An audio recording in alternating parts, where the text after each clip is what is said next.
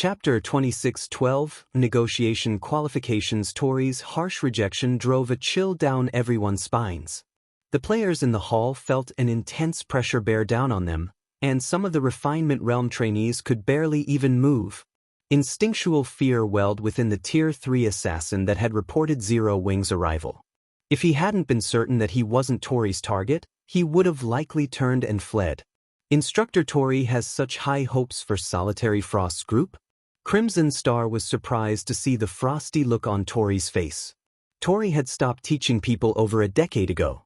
She and the current commander of Violet Sword's strongest trump card legion had been a part of his last student group. The commander had been Tori's favorite pupil. Tori had even gone to great lengths to seek the Flame Bearer's help in training the commander. Hence, Violet Sword's upper echelons had been stunned when Tori had agreed to train Solitary Frost's group. Crimson Star assumed Tori had only agreed out of respect for the Zeus Corporation, but seeing his reaction now, it seemed he had honestly wanted to help Solitary Frost's group grow stronger.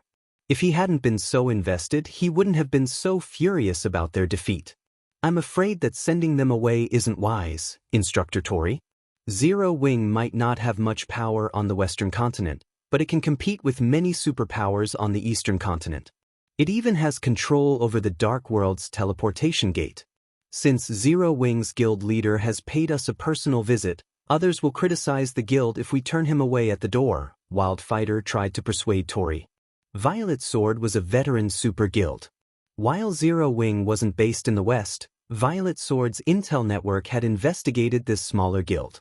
They weren't entirely unaware of Zero Wing's background. Even if they hadn't researched the guild, it was difficult to avoid the name Zero Wing. The guild had become incredibly famous in the East after all, and many superpowers were talking about Zero Wing. Did Zero Wing's guild leader come alone? Crimson Star asked the Tier 3 assassin. No. He came with a group of a dozen or so people. The Long family's Long Wushang is with them as well, the assassin replied. The Long family? They certainly didn't waste any time. Wildfighter could not help but frown. After learning that the Long family's second young miss had won Azure's competition this year, Wildfighter knew it would be difficult making the family obey. Now, Azure's strongest younger member was from the Long family, and after all was said and done, the Zeus Corporation was merely one of the Chamber's shareholders. It wasn't the largest shareholder. Once the rest of the shareholders saw the Long family's potential, they would offer it their support. Threatening the Long family's dominance in Azure would become incredibly difficult. Because of this, the Long family now qualified to negotiate with Violet Sword, and it had only been a matter of time before the family sent a representative. However, Wildfighter hadn't expected the Long family to act almost as soon as Azure's family competition had ended. It seems the Long family has found its confidence. Otherwise, they wouldn't have shown up so soon, Crimson Star said. It's probably because of Zero Wing. The guild has an alliance with Netherworld Empire, after all. In addition, Zero Wing is responsible for helping Silent Wonder win the competition. Obviously, Zero Wing is quite capable when it comes to nurturing talented players. The Long family must think it'll do fine on its own, without support from Violet Sword or the Zeus Corporation, Wildfighter assumed. The most important developmental aspects for any guild were talented experts and resources. While Azure did not lack experts, it didn't have nearly as many resources as a veteran super guild like Violet Sword. If Azure wished to continue its development, it would have to ally with the super guild. This was exactly what Azure's various shareholder families and Grand Elders were pushing for. However, if Azure no longer had to worry about nurturing its talented members, neither the Long family nor the Chamber itself would bother to ally with Violet Sword. Violet Sword was already demanding a high price for this alliance, and the partnership would basically transform Azure into one of Violet Sword's vassals. None of Azure's shareholders wanted this, but they had to agree due to the immense pressure the Zeus Corporation placed on them to agree. This is interesting. Show them to the reception room and make them wait for a while, Tori decided. I'm interested to see what ability Zero Wing has to make the Long family so confident. Understood. The Tier 3 assassin breathed a sigh of relief as Tori calmed down. He then ran back to the residence's entrance. Meanwhile, a crowd had formed outside of Violet Sword's residence, embroiled in a heated discussion regarding Zero Wing's members. The group of players was just too eye-catching. Two gigantic flying mounts stood behind Zero Wing's members, an eagle with arcs of electricity dancing across its body, and a skeletal dragon, radiating bursts of cold. Both flying mounts had auras on par with Grand Lords of the same level, and when they stood side by side, they were impossible to ignore. Crap, who are these people? They actually have two mounts that rival Violet Sword's Netherflame Eagle. What an amazing guild! Violet Sword only has two extraordinary flying mounts, yet these people have two as well. At this stage of the game, flying mounts were still unattainable for most of God's Domain's players. Even the various large guilds only had a few flying mounts, and most of those were common. Even so, it was enough to allow them to flaunt their strength. Meanwhile, the various super guilds would go crazy for extraordinary flying mounts, which could hold their own against Grand Lords of the same level. Not everyone could say the same. Even most Tier 3 experts would have to flee from such a monster. Only with a team of Tier 3 experts could take down Grand Lords of the same level.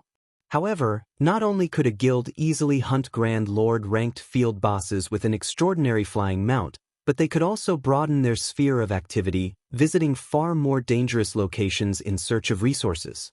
While passers-by quietly discussed Zero Wing's two flying mounts, Long Wushang, who waited at the entrance to Violet Sword's residence, began to grow nervous. He had never thought Feng would go through with his claim and travel to Violet Sword as soon as Azure's family competition ended. The swordsman hadn't even given Violet Sword any time to calm down after learning of its defeat. The competition's outcome had as good as ruined the Zeus Corporation and Violet Sword's plans to take control of the Azure Chamber of Commerce. Needless to say, they'd be furious, and they'd definitely blame Zero Wing, the guild that had played a major role in foiling their plans. Although the Long family and Zero Wing now qualified to negotiate with Zeus and Violet Sword, they shouldn't push for negotiations while the other side was still fuming. Not only would they fail to change the corporation and super guild's minds, but they might make the situation worse. Wonder, can you persuade your guild leader? I know he wants to negotiate with Violet Sword, but he shouldn't do so during such a precarious time, Long Wushang whispered to Silent Wonder. At this rate, not only will negotiations fail, but Violet Sword might end up hating us. We'll lose our advantage in Azure. Azure's elders and grand elders did not particularly mind whether Azure partnered with Violet Sword or not, but becoming enemies would be a different story. If that happened, everything would be over for the Long family. Too many of Azure's key resource areas were located within Violet Sword's territories, among others. If Violet Sword decided that it no longer cared about those resource areas, the other super guilds wouldn't hesitate to fight to claim the areas. I'll try my best, Silent Wonder said. She agreed with her elders' sentiments. Zero Wing had barely any power in the West, while Violet Sword could easily deal a major blow to the Azure Chamber of Commerce. Furthermore, Zero Wing couldn't avoid Violet Sword if it wished to develop on the Western continent. She did not wish to see her guild face Violet Sword's wrath over her. However, just as Silent Wonder was about to approach Feng, a Tier 3 assassin emerged from Violet Sword's residence and walked up to Feng, apologizing. Sorry for the long wait, guild leader Black Flame. Please follow me. All right, Feng replied, putting away his Thunder Eagle. He then followed the assassin into the residence, giving Silent Wonder no chance to intervene. Upon entering the Super Guild's residence, both Long Wushang and Silent Wonder were stunned. Not only were the Violet Sword members in the residence very high-leveled, but quite a few of them were also Tier 3 experts. Moreover, they spotted over 100 Refinement Realm experts with a glance. When they reached the castle that acted as the residence's core, they were even more stunned as they felt such dense mana that it had condensed into a white fog. The entire castle felt ancient. All of the Super Guild's members who entered and left the castle radiated astonishingly powerful auras, while quite a few were even stronger than Azure's young geniuses. So, this is Violet Sword. Silent Wonder was amazed as she watched the dozen or so young, Tier 3 experts walk into the castle. Even a random group of players had so many Refinement Realm and Flowing Water Realm experts. Furthermore, this was only one of Violet Sword's many residences, and the guild had several training grounds. If Violet Sword gathered all of the new recruits, the sight would be awe-inspiring. "Please, come in," the Tier 3 assassin leading the way said as he gestured to the guild hall before him. When he noticed Long Wushang's and Silent Wonder's astonishment, he felt pleased and proud. Overall, Violet Sword might not be as powerful as the 5 great super guilds, but it was just as capable of nurturing talented players, which the guild was quite proud of. No ordinary super guild could compare. After a moment, the Tier 3 assassin led Feng and his companions into the top-floor reception room in the guild hall. Read latest chapters at Wuxia World. EU3 players, Tori, Wildfighter, and Crimson Star already waited in the room. However, none of them bothered to conceal their auras, and the combined energy felt stifling. They were obviously trying to intimidate Zero Wing's representatives. Sure enough, Long Wushang could not help but shake his head when he saw the 3 people. He knew these negotiations wouldn't end well. There wasn't even a point in continuing this facade. The pressure of their combined auras was simply too powerful. Even peak experts would struggle to breathe in the reception room, much less weaker players. In Long Wushang's opinion, aside from Feng, Silent Wonder, and Violet Cloud, withstanding these aggressive auras would be troublesome for their party. Meanwhile, the Tier 3 assassin from Violet Sword sneered at this sight. Zero Wing might be a pseudo-superpower, but Violet Sword was no ordinary super guild, and Zero Wing had no place trying to instigate negotiations on a whim. "This room is really stuffy. Aqua, why don't you guys remove your cloaks? It'll be cooler for you that way," Feng calmly suggested, never taking his eyes off of Tori and his 2 comrades. Chapter 26:13 Astonishing Statistics. Zero Wing's potential. Hearing Feng's suggestion, the Tier 3 assassin continued to sneer at the group. Do they think they can withstand the instructor's auras just by removing their black cloaks? The black cloak merely concealed some of a player's statistics but couldn't hide a player's aura. Everyone in God's domain knew this. Of course, there were tools that could conceal a player's aura, but those tools were extremely expensive and not practical. Furthermore, expert players could conceal their auras with their own skills. They didn't have to rely on such tools. Even Long Wushang gave Feng a strange look. He couldn't understand what the man was trying to do. By removing their black cloaks, Aqua Rose and the others would only expose their statistics. That wouldn't help them withstand these 3 monsters' auras. Tori, Wildfighter, and Crimson Star were all instructors in Violet Sword. Anyone that could become a super guild's instructor would also be a Grand Elder, absolute upper echelons in the guild. Super guilds also acquired top-tier weapons and equipment each day. A veteran super guild like Violet Sword had likely seen every kind of weapon and equipment piece the game had to offer. Now that Violet Sword was in a fit of rage and intent on striking fear into their group to chase them away, not even full sets of top-tier weapons and equipment would be enough to change these 3 instructors' minds. During the time the Tier 3 assassin and Long Wushang wondered what Feng intended, Aqua Rose and the others removed their black cloaks. When they saw these players' statistics, the assassin and Long Wushang nearly fainted from shock. Level 117. The moment the black cloaks were gone, these players' auras burst forth like erupting volcanoes. The ambient mana rapidly gathered around them, creating a mana vortex that thinned the rest of the mana in the room. When the Tier 3 assassin and Long Wushang realized that these auras rivaled that of mythic monsters, they instinctively stepped back to a tolerable distance. Meanwhile, Tori's group stared in astonishment when they saw Aqua Rose's and her companions' levels. Level 117. How is this possible? Even our guild's leveling maniac has only reached level 114. How did they get so powerful? Wildfighter exclaimed in the team chat, overwhelmed with shock as he stared at Zero Wing's players. Their levels weren't the highest in the guild since they normally trained Violet Sword's new recruits. They didn't have time to devote themselves to grinding for levels. Even so, these 3 had never fallen behind the frontline players. The foreign energies in level 100+ maps were a burden, steadily corroding players' bodies and preventing them from grinding for long. Thus, as instructors, Tori and his comrades had to maintain their levels.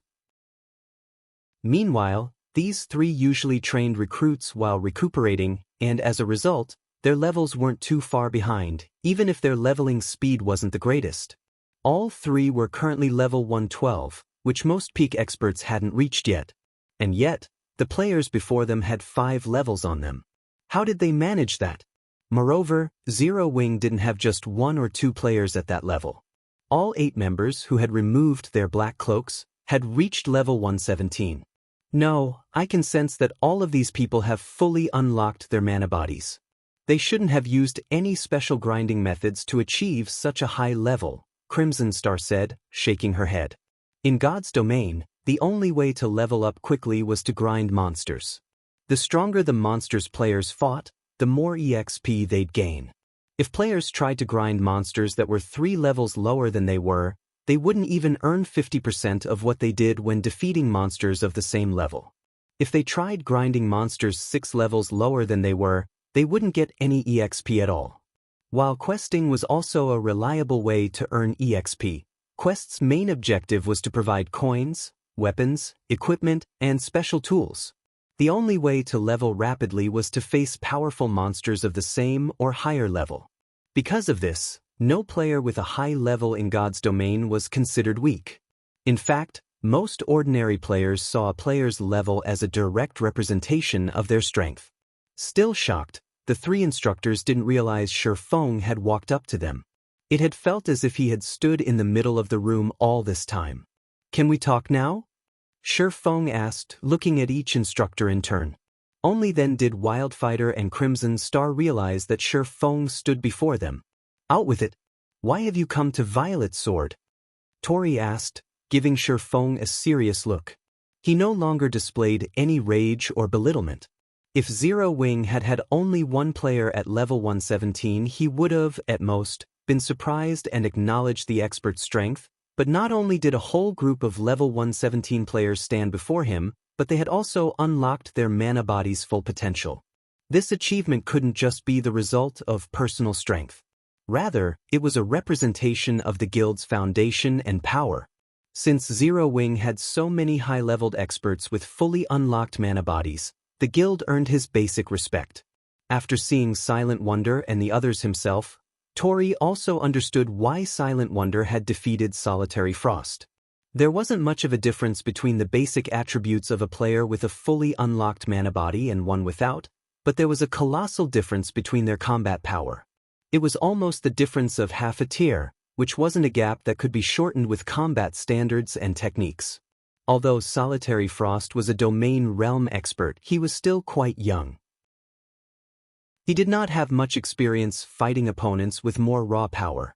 Hence, suffering defeat wasn't all that strange. "You're surprisingly frank, Instructor Tori. In that case, I'll just come out with it," Feng said, smiling at Tori, who had paid close attention to him since the moment he entered the room.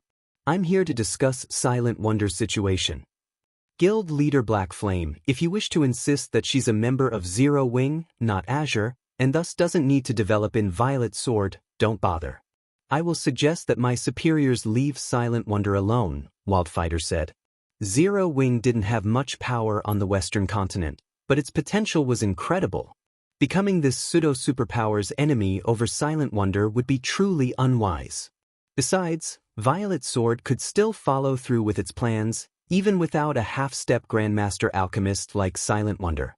At worst, their plans might take more time to complete. Moreover, the Zeus Corporation was the main reason that Violet Sword had insisted on obtaining Silent Wonder, and the corporation had simply made the demand because the Long family had refused to cooperate fully with Zeus's plan to unify the powers under its command. The Zeus Corporation only wanted to make an example out of the Long family and was using Violet Sword to do so.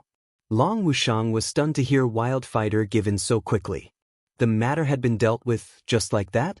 The Long family had negotiated with the Zeus Corporation and Violet Sword many times, yet the two had refused to concede. They had even gone as far as to use Azure's ruling rights to threaten the family. And yet, Feng had just visited Violet Sword's residence for the first time, briefly mentioned Silent Wonder, and Wildfighter had agreed to part with her. Long Wushang felt as if he stood in the wrong guild's residence. Even Silent Wonder's mouth hung open in shock. She had never expected these negotiations to progress so smoothly.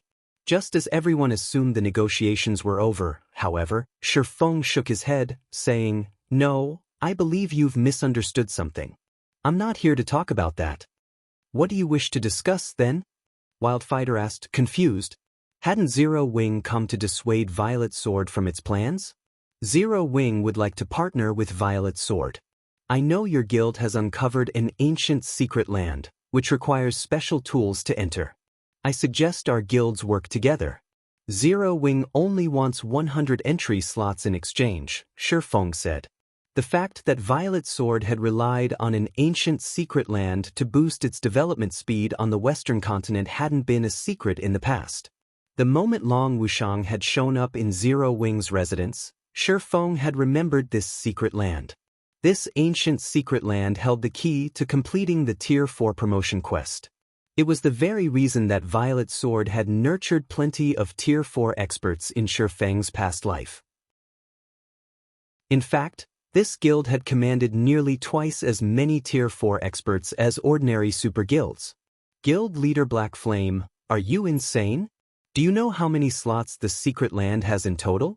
You're asking for half of the slots we have right now. Crimson Star interjected. The ancient secret land was a huge opportunity for Violet Sword to rise to prominence. Hence, every entry slot was incredibly precious, yet Zero Wing wanted half of them. Despite her conservative personality, Crimson Star accused Feng of madness. Read latest chapters at Wuxia World. EU Feng was merely offering the help of an advanced master alchemist. It wasn't as if Violet Sword didn't have any of its own.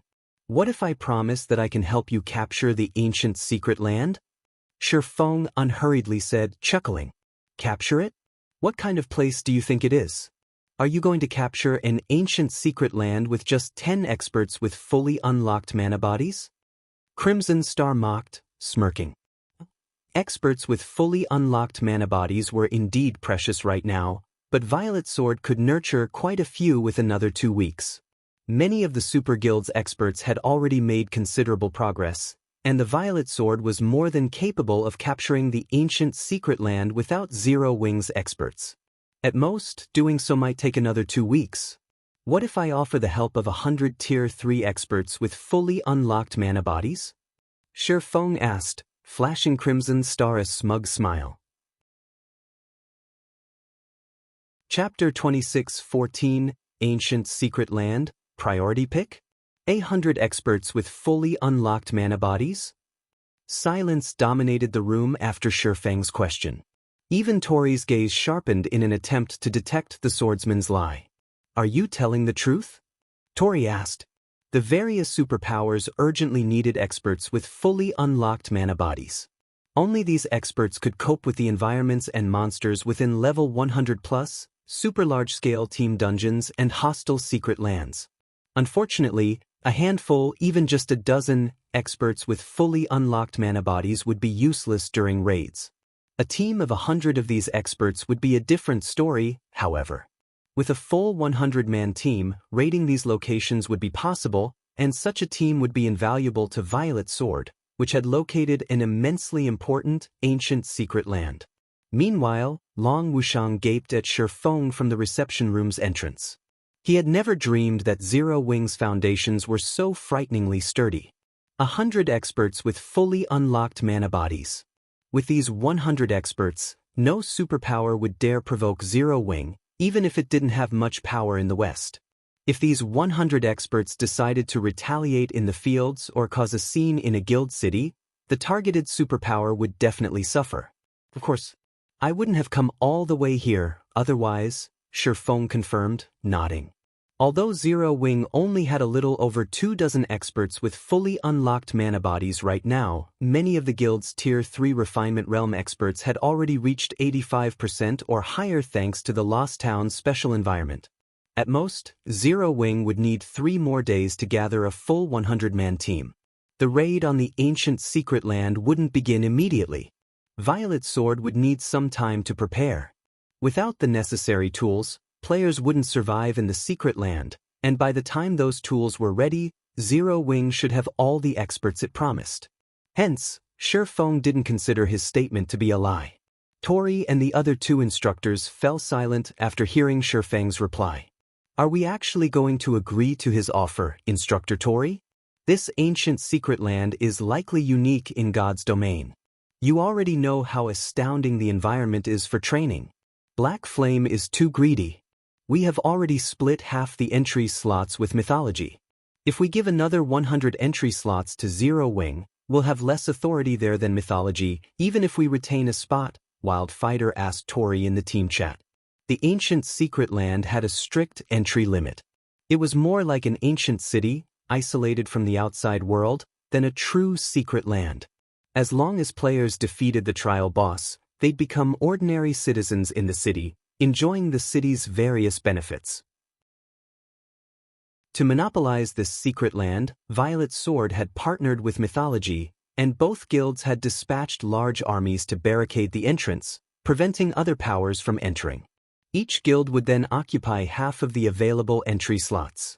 Violet Sword had gone to great lengths to secure 200 entry slots, yet Zero Wing wanted 100 for helping the Super Guild defeat the trial boss. No matter how one looked at it, this didn't seem like a worthwhile transaction. Given another 2 weeks, Violet Sword would be more than capable of taking the trial boss down by itself. The Super Guild didn't need any of Zero Wing's help. Crimson Star nodded in agreement to Wildfighter's comment. Guild leader Black Flame, while your proposal is tempting, you demand too much. I can offer a maximum of 10 entry slots, not one more, Tori said after giving the matter some thought. Even without your help, we will capture the secret land. It only may take us a few days longer. You might be right, but as far as I know, Violet Sword isn't the only power in control of the ancient secret land. Just one day could make a massive difference. I'm sure you're aware of this, Instructor Tori. Moreover, I don't just want 100 entry slots. I also want priority over one of the items the trial boss drops, Feng coolly declared, nodding. Long Wushang could only stare at the swordsman, utterly flabbergasted. How was this supposed to be a partnership negotiation? Violet Sword had clearly stated that it would succeed, with or without Zero Wing, but instead of reducing his demands, Feng had asked for even more, setting his sights on the trial boss's loot. He was simply insane. You're correct. We're not the only guild in control of the ancient secret land right now, but you can't ally with the other guild, can you? Zero Wing has offended mythology often in the past, Wildfighter countered with a grin. Violet Sword is Zero Wing's only prospect for an alliance. We're already being quite generous by offering 10 entry slots. If you don't like it, you'll have to find another way to enter the secret land. Zero Wing's conflict with mythology was no longer fresh news. If mythology hadn't been the only other guild to control the ancient secret land, Violet Sword might have conceded to Feng's demands. There was no way mythology and Zero Wing would work together at this point. Feng was dreaming if he thought he could claim 100 entry slots and priority over the trial boss's loot.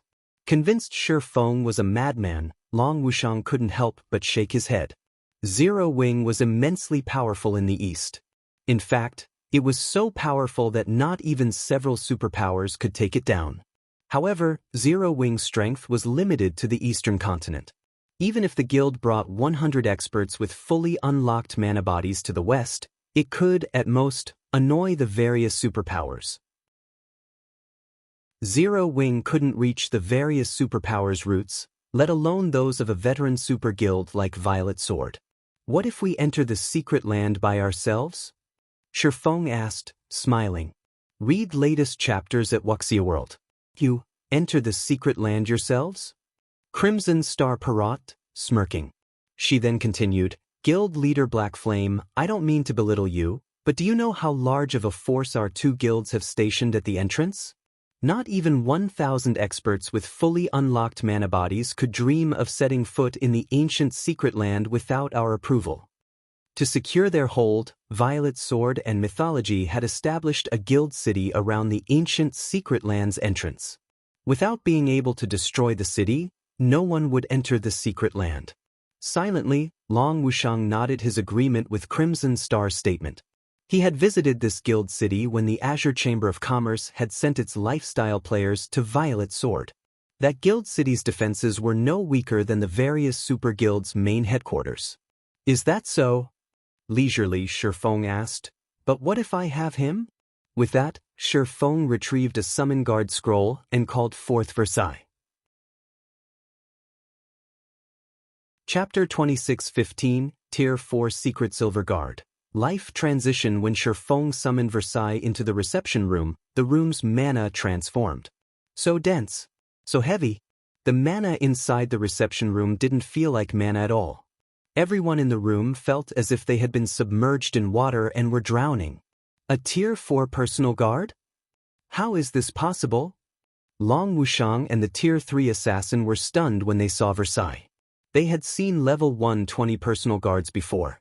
After all, every superpower in the game had a few by now, but those had only been Tier 3 personal guards. They had never seen a level 120, Tier 4 personal guard before. They hadn't even thought one existed at this stage of the game. Reaching Tier 4 was an immensely difficult feat, even for personal guards. Most player and power-owned guards couldn't even reach Tier 4. Feingold guards had a relatively high chance of completing their Tier 4 promotion quests, but reaching that milestone required a lot of preparation and a lot of time. Even the various superpowers' personal guards had just recently reached level 120. Thus, logically, getting one's hands on a Tier 4 personal guard at this stage should be impossible, yet Zero Wing had one. Tier 4 NPCs were the true big shots of God's domain. They qualified to rule major NPC cities and were beyond current players' reach. A Tier 4 personal guard? It seems the Eastern Continent's superpowers have grossly underestimated Zero Wing. Their assumption that your guild is powerless outside of Cold Spring Forest is severely flawed, Tori commented as he gazed at Versailles. Even after seeing the Tier 4 personal guard, he still appeared quite calm. Even so, I do not think that a level 120, Tier 4 Secret Silver Guard can break into our two-guild city. Although the guild city in question was only basic rank, it was protected by an incredibly powerful defensive magic array. The magic array could endure Tier 4 attacks without any trouble. Otherwise, the city wouldn't have withstood the demonic creature army's invasion. The Western continent was far more dangerous than the East. Towns and cities faced frequent demonic creature assaults. These armies especially loved to target guild towns and cities. It wasn't odd to find 3 to 5 mythic monsters among each demonic creature army, in addition to hundreds of thousands of weaker demonic creatures. Trying to rely on a measly Tier 4 NPC to threaten a guild city jointly operated by 2 super guilds was laughable. Of course, a Tier 4 NPC, particularly a Tier 4 Great Wizard, could destroy an ordinary guild city, but trying to destroy a superpowers guild city with a single Tier 4 NPC was ridiculous. Every guild city a superpower established would have some means of fending off or exterminating Tier 4 beings. Otherwise, there wouldn't be any difference between superpowers and ordinary powers. That's right. A Tier 4 Secret Silver Guard would be invincible in the fields. Unfortunately, it is not enough to threaten a superpowers guild city, Crimson Star said after snapping out of her daze. From near the reception room's doors, Long Wushang nodded in agreement. The strength Zero Wing had just revealed was astonishing. If Zero Wing were dealing with a weaker superpower, that power might concede to Zero Wing's demands. Unfortunately, Zero Wing was dealing with Violet Sword, a veteran super guild that was almost as powerful as the 5 great super guilds. Not even 2 or 3 Tier 4 Secret Silver Guards would be enough to change Violet Sword's mind. Indeed, a Tier 4 Secret Silver Guard would take forever just to blast open a guild city's defensive magic array, Feng agreed. Smiling, he asked, "But what if I have a Tier 4 Feingold ranked Great Wizard?" Impossible. Just having one Tier 4 personal guard is a miracle. How could you have another one? Crimson Star instinctively opposed Feng's calm question. A Tier 4 Secret Silver Guard wasn't strong enough to break a guild city's defensive magic array, but it would be a different story for a Tier 4 Fine Gold Guard. Generally, Fine Gold Guards possessed taboo skills and curses that allowed them to exhibit power beyond their tier. With the power of a Tier 4 taboo skill or curse, even shattering a city's defensive barrier with a single hit would be possible. However, rising from Tier 3 to Tier 4 was a major feat for personal guards. Even personal guards with extremely high growth potential would need to prepare extensively before challenging their Tier 4 promotion quest. Moreover, they still had a high chance of failing, and sending a large number of personal guards to challenge their Tier 4 promotion quest with the hope that some would succeed wasn't feasible for current guilds. When a Tier 3 personal guard wished to challenge their Tier 4 promotion quest, they needed a large number of magic cores, and not just any would do. These magic cores had to come from level 100 plus mythic monsters. Unfortunately, level 100 plus mythic monsters didn't even have a 5% drop rate for magic cores, and only demonic creatures would drop them at all. As a result, even the various super guilds could, at most, afford to send one personal guard to challenge their Tier 4 promotion quest. Even if Zero Wing hunted monsters with a Tier 3 Night Division, there were only so many mythic-ranked demonic creatures in Cold Spring Forest. The fact that Zero Wing had nurtured a single Tier 4 personal guard was a miracle, but having two was simply impossible. I might have only one Tier 4 personal guard, but that doesn't mean that I can't increase his growth potential, Feng said before revealing a translucent, multicolored fruit. Everyone in the reception room felt physically and mentally restless the moment Feng retrieved the colorful fruit from his bag. Their instincts screamed at them to devour the fruit. The fruit of life. Who are you? Crimson Star demanded, staring at the colorful fruit in shock. Feng's Tier 4 personal guard had been surprising enough, yet this man also had the incomparably precious fruit of life. This was unbelievable. The fruit of life was legendary throughout God's domain. People had even called it the holy fruit. Not only could the fruit of life resurrect the dead, but it could also help living creatures recover to their peak and elevate their potential. There were even rumors that players could boost their life ratings significantly by consuming it. If they spotted a fruit of life, even high-tiered NPCs would do everything in their power to claim it, not to mention players. In Crimson Star's opinion, though, this legendary fruit was just that, a legend. It was beyond the reach of players. The only known way to obtain the fruit of life was to harvest it from the elven race's tree of life. However, elves consider these fruits holy. They would never trade or sell the fruit to outsiders. If players wanted their own fruit of life, they could only obtain one by attacking a location that housed a tree of life. However, the elves' trees of life were so heavily guarded that not even Tier 6 gods could reach them. Moreover, most of the various kingdoms and empires' great and grand wizards had learned from elven great and grand wizards. Anyone that dared attack the elves' main headquarters would only make an enemy of these kingdoms and empires. No one under the heavens would be able to save them. Even Tori stared at the fruit in Feng's hand in astonishment. The fruit of life. Read latest chapters at Wuxia World. The various superpowers had been desperately searching for the item after learning about it. Based on what they had learned, there was only one way, other than raiding an elven city, to procure a fruit of life. While the elves refused to trade or sell these fruits, they sometimes offered them as gifts to players who had significantly helped their race. Hence, there were quite a few fruits lying around. Only, most of these fruits of life had been given away decades, maybe centuries, ago, so no one knew their current whereabouts.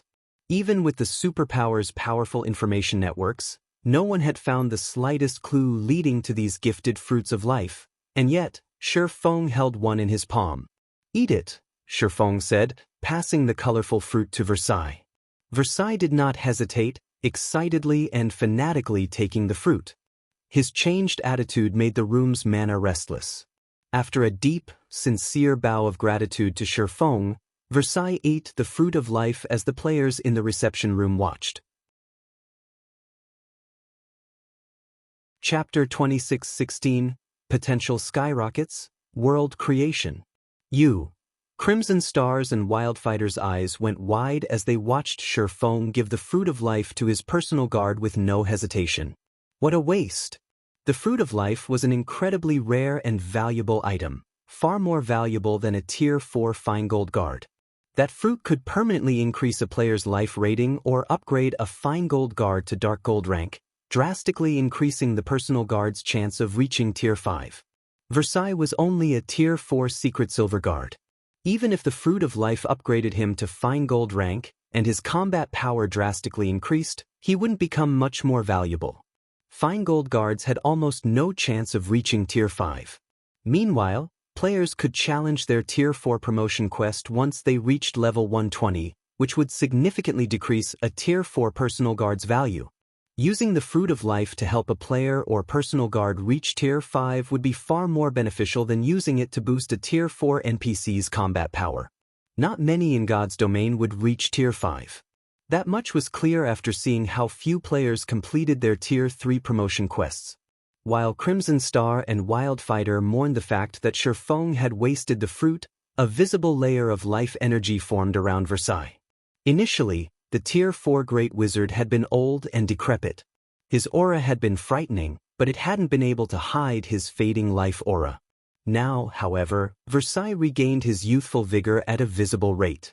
Not only was his life aura growing stronger, but he also began to appear younger. After 5 seconds, Versailles had gone from looking like someone in his 70s to someone in his 50s. As soon as the process ended, the mana density in the room skyrocketed. Space started to isolate the room from the outside world, with Versailles as its commander. World creation? How is this possible? Crimson Star's jaw dropped. Instructor Tori could only stare at the Tier 4 personal guard, dumbfounded. Once God's domain's NPCs reached Tier 4, they almost always gained a personal domain. These domains were the reason that Tier 4 NPCs were so powerful. The domains NPCs gained weren't a result of a skill or spell, but naturally formed. They also weren't limited like domain skills. Not only could Tier 4 NPCs easily suppress their enemies with their natural domains, but they could also elevate their own combat power. These domains were also the reason that Tier 4 NPCs could effortlessly take on a large group of Tier 3 NPCs of the same level. If players tried to challenge a Tier 4 NPC without a Tier 4 combatant, it wouldn't matter how many Tier 3 players they had, they'd all die. This was also why Tier 4 NPCs qualified to serve as magistrates in major NPC cities, while Tier 3 NPCs did not. If players tried to attack a major NPC city without strong enough fighters, they'd accomplish nothing, regardless of how many combatants they had. NPCs weren't like monsters. Tier 4 monsters were only powerful due to their basic attributes, while players relied on skills, spells, and numbers to make up the attribute differences. Even Tier 2 players could defeat Tier 4 monsters with a large enough team. NPCs, however, had an overwhelming advantage with their mana control.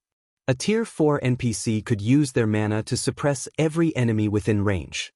If players couldn't break free from the mana's bindings, they wouldn't even be able to put up a fight.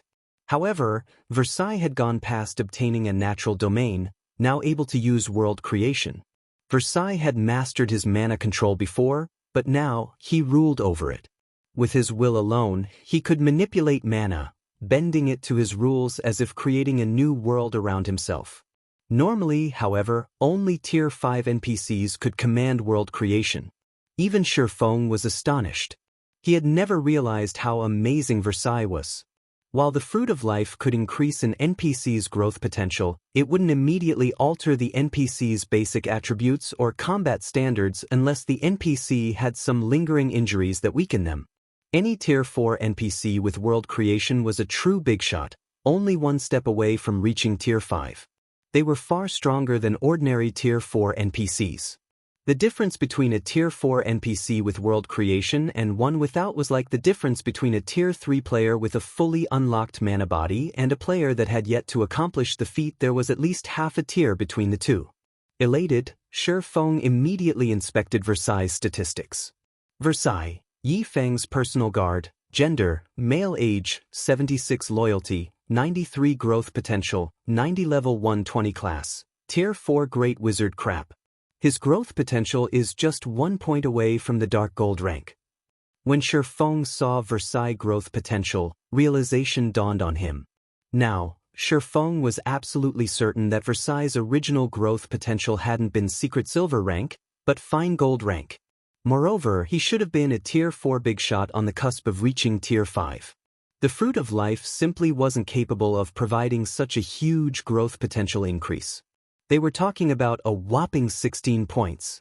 Even the Fruit of Life, known as the Holy Fruit, couldn't boost an NPC's growth potential so massively.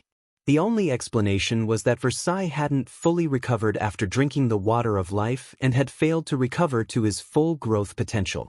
Feng didn't know what had left Versailles in such a state, but he was overjoyed and ecstatic. He was even happier than when he had obtained a fragmented legendary item. He had already known that Versailles was an amazing Tier 4 NPC, but now he learned that this personal guard even had world creation. With this, he could accomplish more than ever, including visiting many of the locations he couldn't reach during his previous life. After players reached Tier 3 and fully unlocked their mana bodies, no land in God's domain was beyond their reach. While they could even visit the most dangerous maps, however, returning would be another matter altogether. After all, level 100+ maps made up the majority of the vast continent of God's domain. The human kingdoms and empires only occupied lands suitable for their residents, which only included a small fraction of the main continent. There were far more maps that were too dangerous for humans. Read latest chapters at Wuxia World. EU Tier 3 players were still limited to relatively safe locations. They'd only be attempting suicide if they tried to explore the truly dangerous areas on the continent. They might even have an encounter that would force them to restart their account. Now that Feng had a Tier 4 world creation NPC by his side, however, he could visit the game's truly lethal maps. These dangerous locations generally served as the venues for Tier 4 promotion quests and contained many ancient inheritances. When the various superpowers experts had reached Tier 4 and beyond in the past, they had spent much of their time in these areas, rarely returning. They could only continue to grow stronger by exploring these maps. Realizing how much time he had spent gazing at his personal guard stats, Feng quickly suppressed his excitement and returned his attention to Tori and his two companions. May I know if Zero Wing now qualifies to negotiate a partnership with your guild? Feng asked Tori. Chapter 26:17, Secret of the Ancient Secret Land. Even after a long moment, Tori and his comrades couldn't find a proper response to Feng's question. Feng was simply too ruthless. To ensure that he'd be able to enter the Ancient Secret Land, Feng had wasted a Fruit of Life to upgrade his personal guard to Fine Gold rank. Not even they would dare behave so lavishly. However, they had to admit that this swordsman was extremely fortunate to upgrade his personal guard to a Tier 4 world creation NPC. With this single NPC, Feng could blast through a basic city's defensive magic array. Versailles could cause a huge scene inside the city, allowing Feng and his team to pass into the ancient secret land unhindered. Instructor Tori, Black Flame must be dreaming, Wildfighter said in the team chat. Even if he can break into the city and enter the ancient secret land, he'll only be able to do so a handful of times, at most. I refuse to believe he can come and go from our city as he pleases forever. Moreover, mythology will have to bear half of the entry slots we lose because of Zero Wing, significantly reducing our losses. When our two guilds gain Tier 4 experts, his personal guard will be useless, and our guild will still have 200 entry slots. The ancient secret land contained an ancient city independent from God's domain's two main continents. Even if players defeated the trial boss and became citizens, they would need to remain within the city for some time to enjoy its benefits. Players wouldn't gain access to all of the city's benefits when they first reached the city. However, while Zero Wing could get into the ancient secret land, the amount of time its players could stay in the city would be limited. Players could only extend their stay with a special tool. 1 week. Even with this special tool, players could only reside in the ancient secret land for a maximum of 7 natural days. If they did not leave on time, they'd starve to death. The special tool in question also had a 10-day cooldown. In other words, Feng would have to break into Violet Sword and Mythology's Guild City repeatedly to continue enjoying the Secret Land's benefits. Not only were the various superpowers searching for an easier way to unlock their experts' mana bodies, however, but they were also preparing for the Tier 4 promotion quests. This meant that Zero Wing had very little time left to take advantage of the Secret Land. Crimson Star nodded in agreement with Wildfighter's claim. There was no way their two guilds could form an alliance. After all, Zero Wing couldn't offer enough benefits to warrant 100 entry slots. Tori didn't immediately reply to Wildfighter's proposal. Instead, he closed his eyes and fell deep into thought. After some time, the man's eyes opened, and he looked at Feng, saying, "Guild leader Black Flame, a partnership between our guilds isn't exactly out of the question." Instructor Tori? Both Wildfighter and Crimson Star were surprised to hear Tori's response. Violet Sword didn't need to agree to Feng's demands, and their guild leader and grand elders would never agree to such laughable conditions. "What are your conditions?" Feng calmly asked. Feng admitted that he had demanded quite a bit, but he had no choice. This was all for the sake of helping Zero Wing's members reach Tier 4. With the guild's current resources, he could only guarantee that a few select individuals would complete their promotion quests. Everyone else's chances were minute, at best. If Zero Wing couldn't nurture enough Tier 4 experts, it would struggle to defend its current resources and territory. Too many superpowers targeted his guild, and they were only powerless against Zero Wing now due to the Night Division and its guild city's formidable defenses. However, once the era of Tier 4 dawned, destroying guild cities wouldn't just become possible, it had become common. When God's Domain had reached the Tier 4 era in the past, it had been the craziest chapter of the game's history. The various superpowers had fought like madmen, destroying countless guild cities. Many had even been annihilated. This was also one of the reasons that Feng was so desperate to reach Tier 4. Although he could rely on Versailles to force his way into the ancient Secret Land, that wasn't a long-term plan. Allying with Violet Sword was his best option. He'd only resort to force if the Super Guild refused to work with him. "I only require that you assist us with one thing, Guild Leader Black Flame," Tori said. "So long as you complete this task, we will agree to all of your conditions." "What is it?" Tori's statement piqued Feng's curiosity. He hadn't expected this man to agree to his conditions so easily. "It's quite simple. I just need you to clear the ancient Secret Land's hero trial," Tori declared. "Once you clear it, we'll agree to your demands, but if you fail, we'll ask you to leave. When the time comes, our guilds will rely on their own strength to enter the ancient Secret Land." The hero trial? Feng was a little confused. As far as he could remember, the ancient Secret Land's trial only had two difficulties, and neither was called hero. The hero trial? "Instructor Tori, that's too risky. We only have one opportunity. We will not get another chance if we fail. How can Zero Wing's people possibly complete it?" Wildfighter anxiously complained. The ancient Secret Land's trial only had two difficulties on the surface, normal and elite. However, as a bonus for activating the ancient Secret Land, they had the opportunity to face an even harder trial, the hero trial. As long as players cleared the normal trial, they'd become official citizens in the ancient city, enjoying the various benefits the city had to offer. However, based on Violet Sword's research, clearing the hero trial would instantly grant the players noble status. There was a huge difference between the benefits a noble had access to and those of an ordinary citizen. While players could improve their rank, rising to noble status would require a ridiculous amount of time and effort. Unfortunately, Violet Sword only had one chance to attempt the hero trial. They had originally intended to wait until the hero trial's time limit was up, which was in roughly 30 days. That way, they'd have the best possible chance of clearing the trial.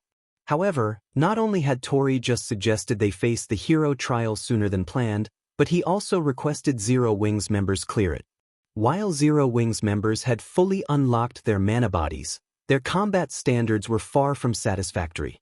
Asking Zero Wing's members to clear the hero trial would be a huge waste. If you fail the hero trial, I'd like Zero Wing to refrain from targeting the ancient secret land for 10 days. Are you willing to accept this challenge, Guild Leader Black Flame? Tori asked Feng. As Tori finished his question, realization dawned on Wildfighter and Crimson Star. Read latest chapters at Wuxia World. EU. While using the hero trial to gain a 10-day buffer was somewhat extravagant, it would give Violet Sword more than enough time to prepare for the normal trial. Once Violet Sword completed the trial, and its members became ordinary citizens in the ancient city, Zero Wing wouldn't be able to affect the guild's development overmuch, even if they made it into the ancient secret land. In fact, Zero Wing might not be allowed in the city as a result. Of course, Feng had to agree to the challenge first. Guild Leader Black Flame, do you dare to accept this challenge? Violet Sword has spent an enormous amount of resources to secure this ancient secret land. We can't simply hand over half of our available slots for nothing. You, at least, need to prove that Zero Wing can earn these slots, Crimson Star prodded, faintly smiling at Feng. Deal. I agree to your conditions, Feng replied after giving the matter some thought. However, I have an additional requirement. If you can agree to it, we will sign the contract immediately. Otherwise, as Instructor Tori has said, we will have to rely on our own strength to get into the secret land. What's this requirement? Wildfighter asked, curious. Chapter 26:18, Ancient Legacy. Earlier, I stated that I want the first pick of the trial boss's loot. That condition still stands, but I'm sure you're aware of how difficult the hero trial is. 100 Zero Wing members won't be enough to clear it, Feng calmly stated. Hence, I need your full cooperation. I repeat, your full cooperation. I will choose the 200 raid team members from among my people. Of course, you can send a few dozen players as well. Once we clear the trial, we'll each take half of the given entry slots. I'm sure that's a fitting trade-off, don't you think?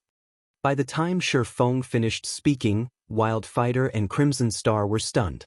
Neither of them had expected Feng to make such an outrageous demand. They had thought the swordsman would propose a more excessive condition, such as requiring Violet Sword's members to serve as cannon fodder. They had mentally prepared to watch their members die several times. However, they had never dreamed that Feng wouldn't demand an even higher price, but offered to include more of his guild members in the raid.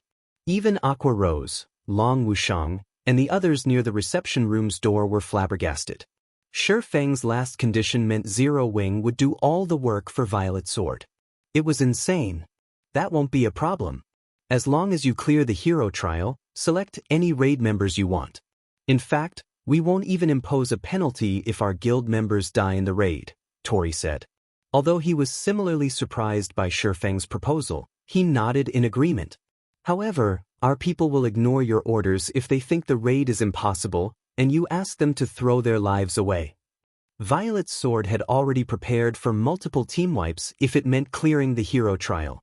Since Feng's condition would reduce the number of casualties their guild suffered, Tori was more than willing to agree. If that's the case, I agree, Feng said, nodding. Give me 3 days. I'll lead my men to the ancient secret land in 3 days.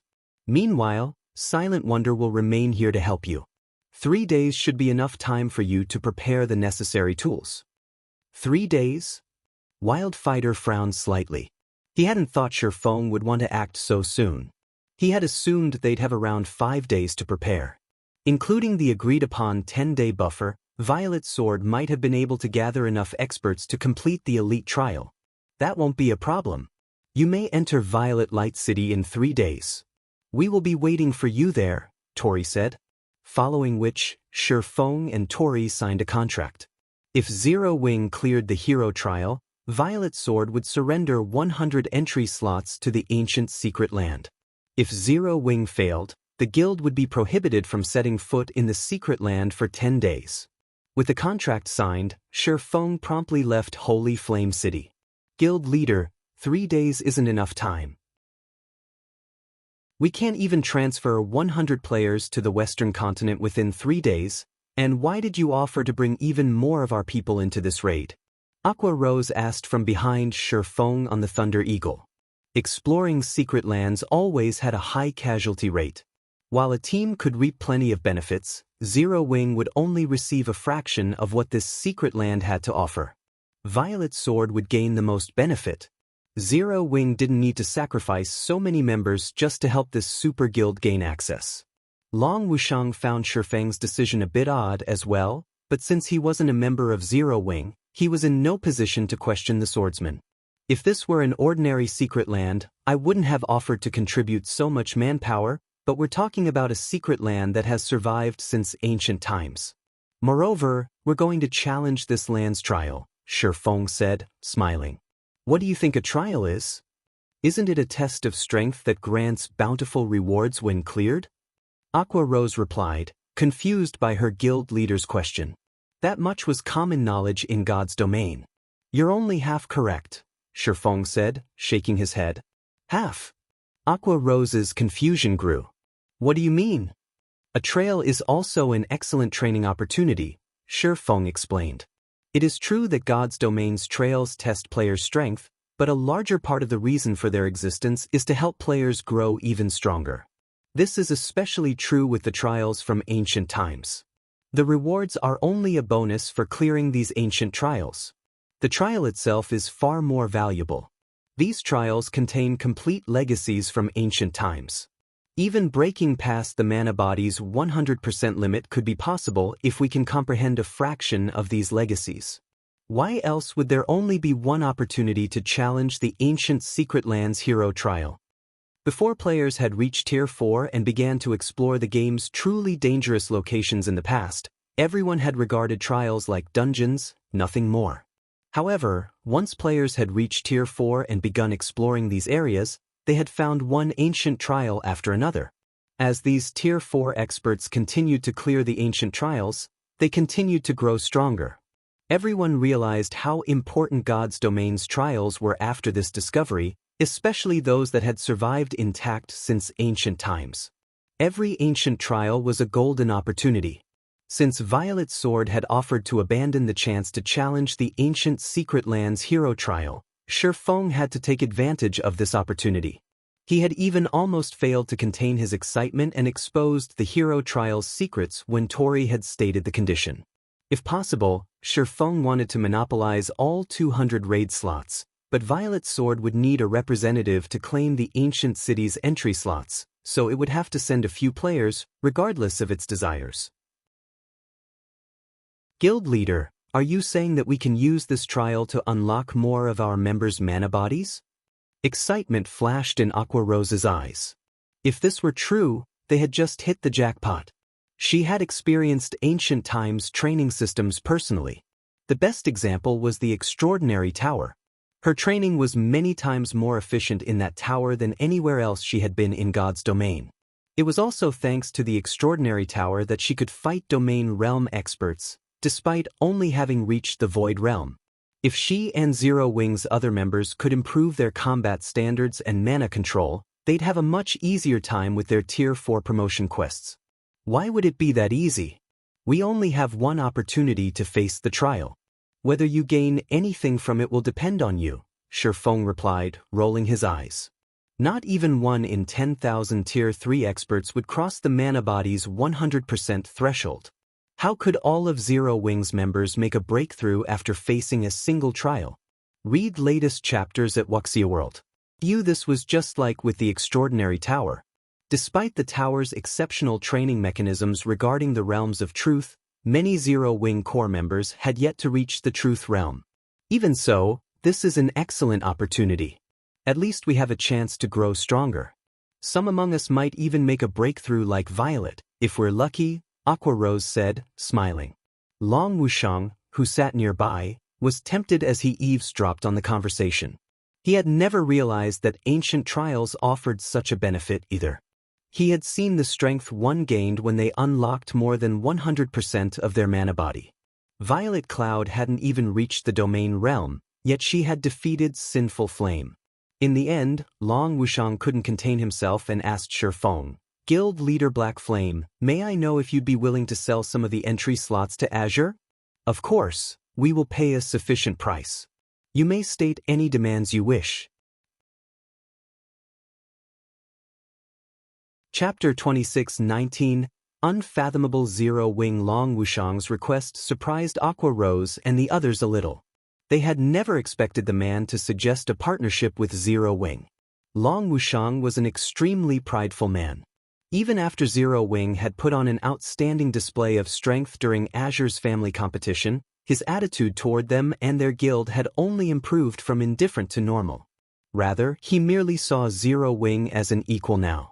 The Azure Chamber of Commerce rivaled super guilds, after all, and while it might not be a match for Zero Wing and Violet Sword's gift for nurturing talented players, the Chamber's influence, resources, and manpower were far beyond that of Zero Wing. Moreover, Azure's family competition this year had only involved the younger members from the 5 main shareholder families. Not all of Azure's young talents had participated.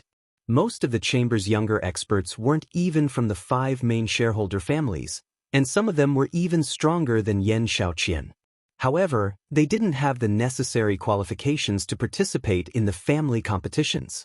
Since Azure is willing to cooperate, I don't mind selling a few slots. But how many do you want, Elder Long?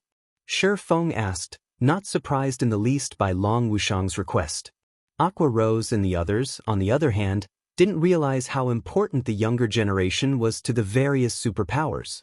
To the various superpowers, the younger members were their future. Take the Azure Chamber of Commerce, for example. A large part of the reason for the guild's current achievements was the value it placed on nurturing young talents. In contrast, some first-rate guilds never rose beyond that, despite their many decades of experience, because they didn't value their younger members.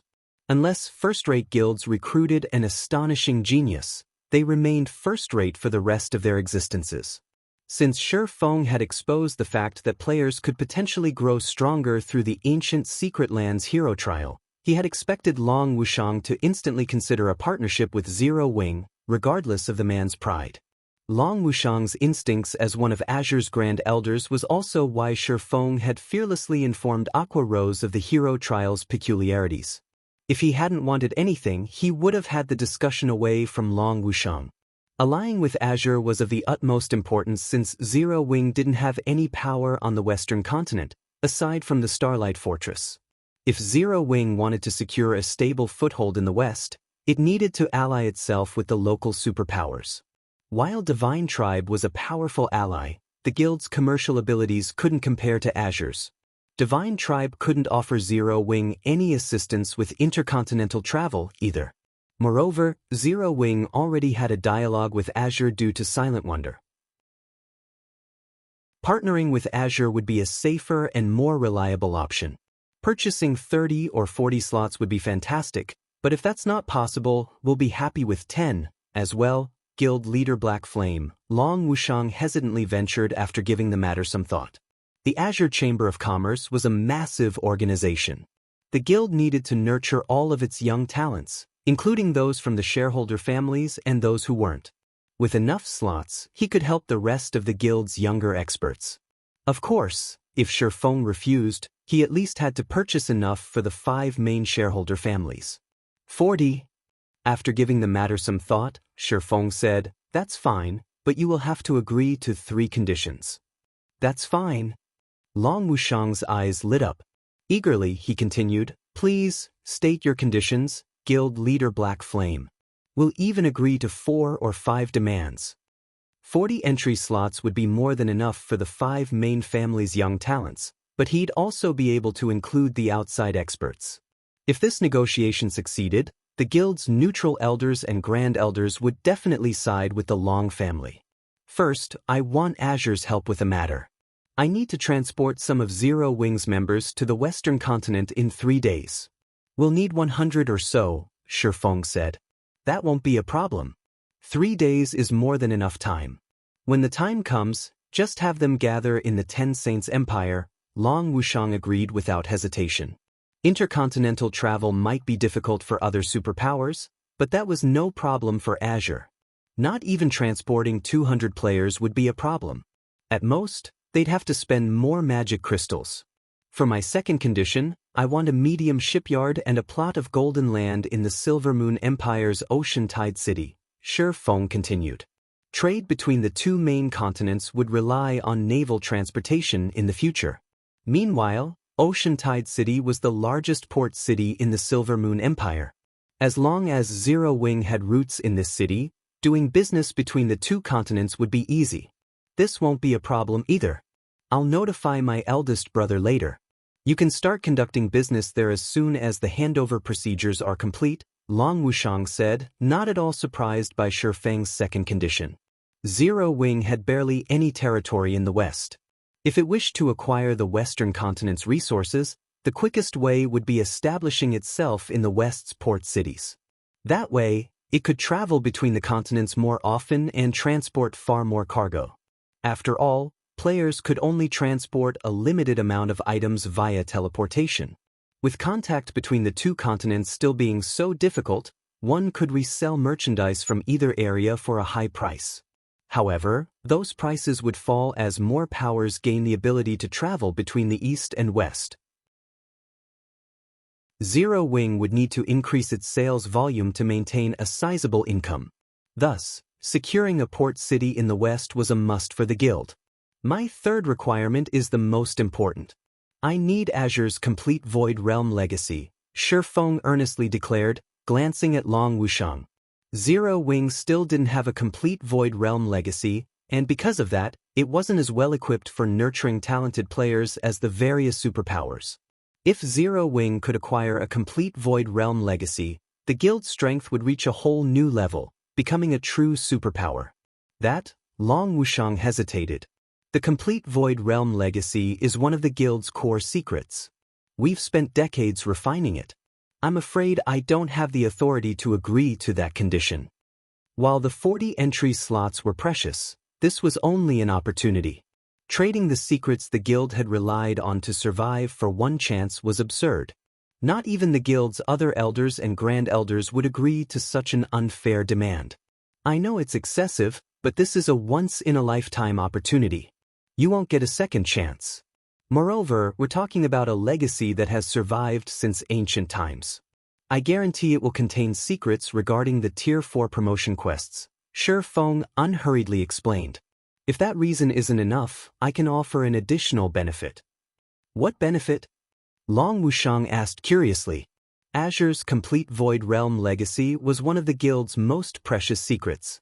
Sharing this secret with another guild would be the equivalent of weakening its foundation. A minor benefit wasn't enough of an incentive. I can help 3 of Azure's experts surpass 100% of their mana body's potential. Of course, the 3 individuals will have to be exceptionally talented. Ordinary experts won't do. What do you think? Shi Feng asked, smiling. You're saying you'll help them grow as powerful as Violet Cloud, transcending tiers? Shi Feng's offer astonished Long Wushang, and for a moment he doubted the swordsman's claim. Anyone that had watched Violet Cloud's match against Sinful Flame would likely never forget her strength. She was simply too formidable. Violet Cloud's strength was no longer just a result of combat techniques or standards. She had pure power. Even with the same basic attributes as Sinful Flame, she had emerged victorious. If she had even slightly higher basic attributes, her victory would have been even more outstanding. Yet, Shi Feng now informed him that Zero Wing could nurture such monsters. That's right, Shi Feng said, nodding. To prove it, I'll even help these 3 players unlock their mana body's full potential in a day. Are you willing to accept my offer, Elder Long? Wait a minute, please.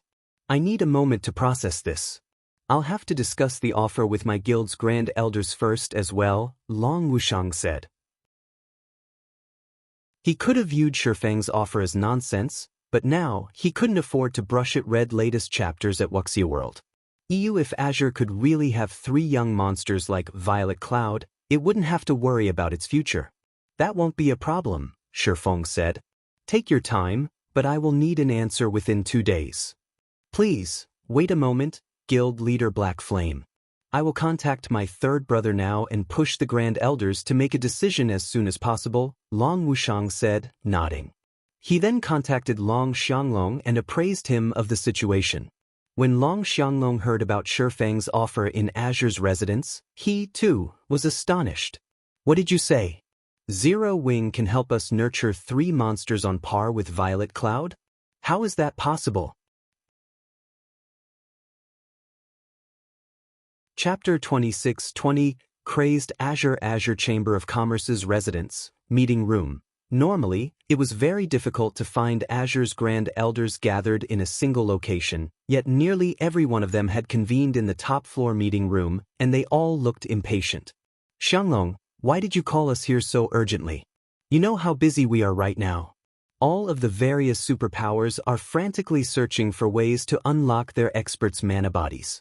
If we fall behind now, we'll suffer later, a woman in exquisite white mage robes complained. That's right. If this isn't something important, you'll have to pay for our losses, a robust, middle-aged man with crimson eyes and covered in glowing runes agreed, nodding. Despite such rude questioning, Long Xianglong didn't explode in a fit of rage. He tolerated these two not only because they were Grand Elders in Azure, but because their strength was second only to sinful flames as well.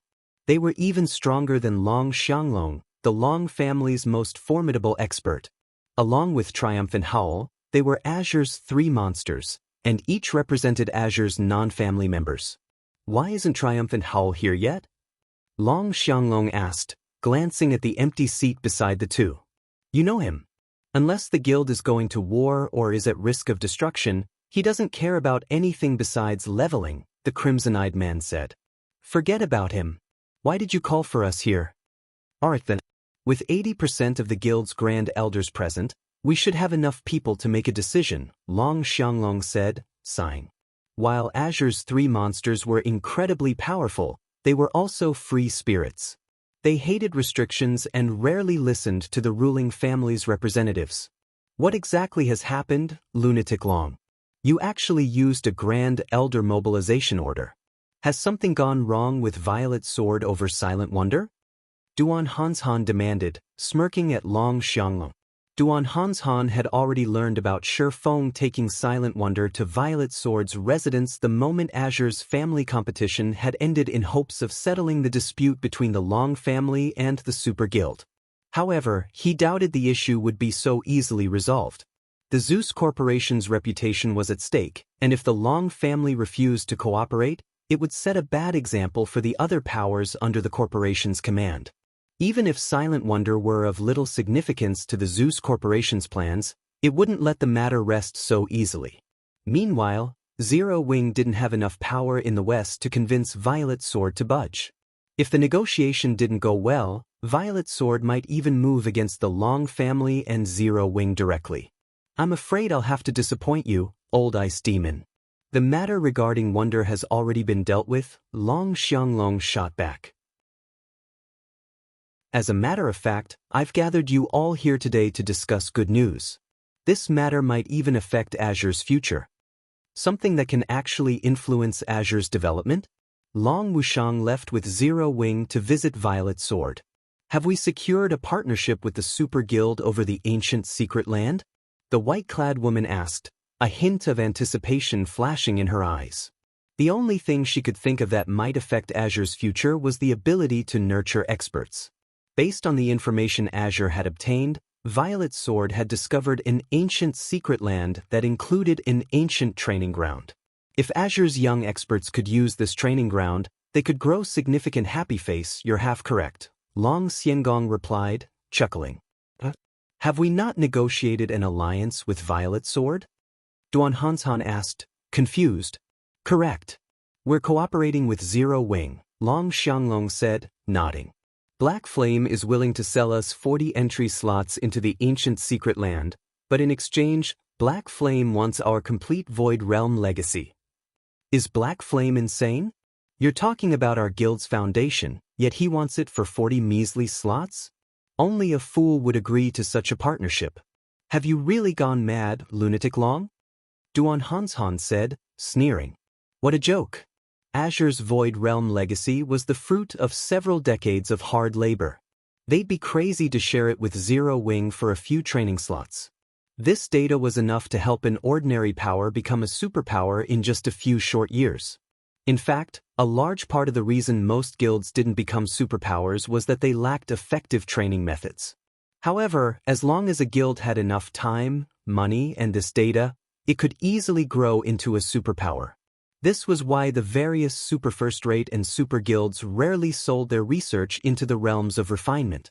Xianglong, if you've called us here to tell us this, I think it's time the Long family found a new representative, the crimson-eyed man coldly criticized. Everyone in the room gave Long Xianglong frosty looks. The Azure Chamber of Commerce did not belong to one family. It was the result of the 5 main shareholder families and a large number of non-family grand elders' exhausting work. It was unacceptable for any one member to sell the guild's secrets. I know, Long Xianglong said, not surprised by everyone's attitude in the least. He simply smiled back at them and continued, "What I'm going to say next is the important part. What could possibly be so important that you felt the need to waste our time? Don't tell me Zero Wing can nurture a group of monsters?" The white-clad woman said disdainfully.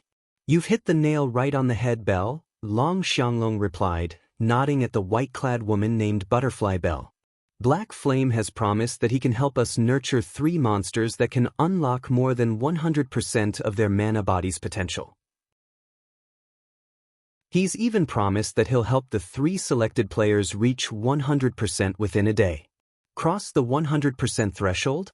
Isn't that what the little girl from Zero Wing accomplished?" Duan Hanshan exclaimed. Everyone that had watched the family competition had learned of how frightening Violet Cloud's combat power was. Not even a legendary expert like Sinful Flame had been her match. She was inhuman. Most ordinary powers thought unlocking 100% of the mana body could be accomplished given time, but anyone that had tried knew that the closer they got to 100%, the better their mana body performed. Unlocking 100% of one's mana body should be the maximum. However, Violet Cloud, who had broken past 100%, was definitely an extremely talented genius, and anyone that tried to replicate the feat would only be met with failure. Yet, Zero Wing declared that it could nurture inhuman experts like Violet Cloud. Read latest chapters at Wuxia World. I heard the girl talk about it before. It seems she's not unique in Zero Wing. She even mentioned stronger members of the guild. Sinful Flame suddenly spoke up. Based on her expression at the time, I doubt she was lying. Zero Wing should have more monsters that have crossed the 100% threshold. Everyone fell silent after listening to Sinful Flame's interruption. These elders and grand elders were already impressed that Zero Wing had nurtured a monster like Violet Cloud, but she had to be an exception. That fact would be, more or less, acceptable, but they had just been told that Zero Wing had more monsters like the girl. How could they possibly believe this? Regardless of how unbelievable it was, however, Sinful Flame was a reliable source. This is why I've gathered you all here. What is everyone's opinion of this? Do we accept the offer or not? Long Xianglong asked after sweeping his gaze across the crowded reception room. Chapter 26-21. 3 slots. Everyone in the meeting room remained silent, a fanatic light flashing in their eyes after listening to Long Xianglong's declaration.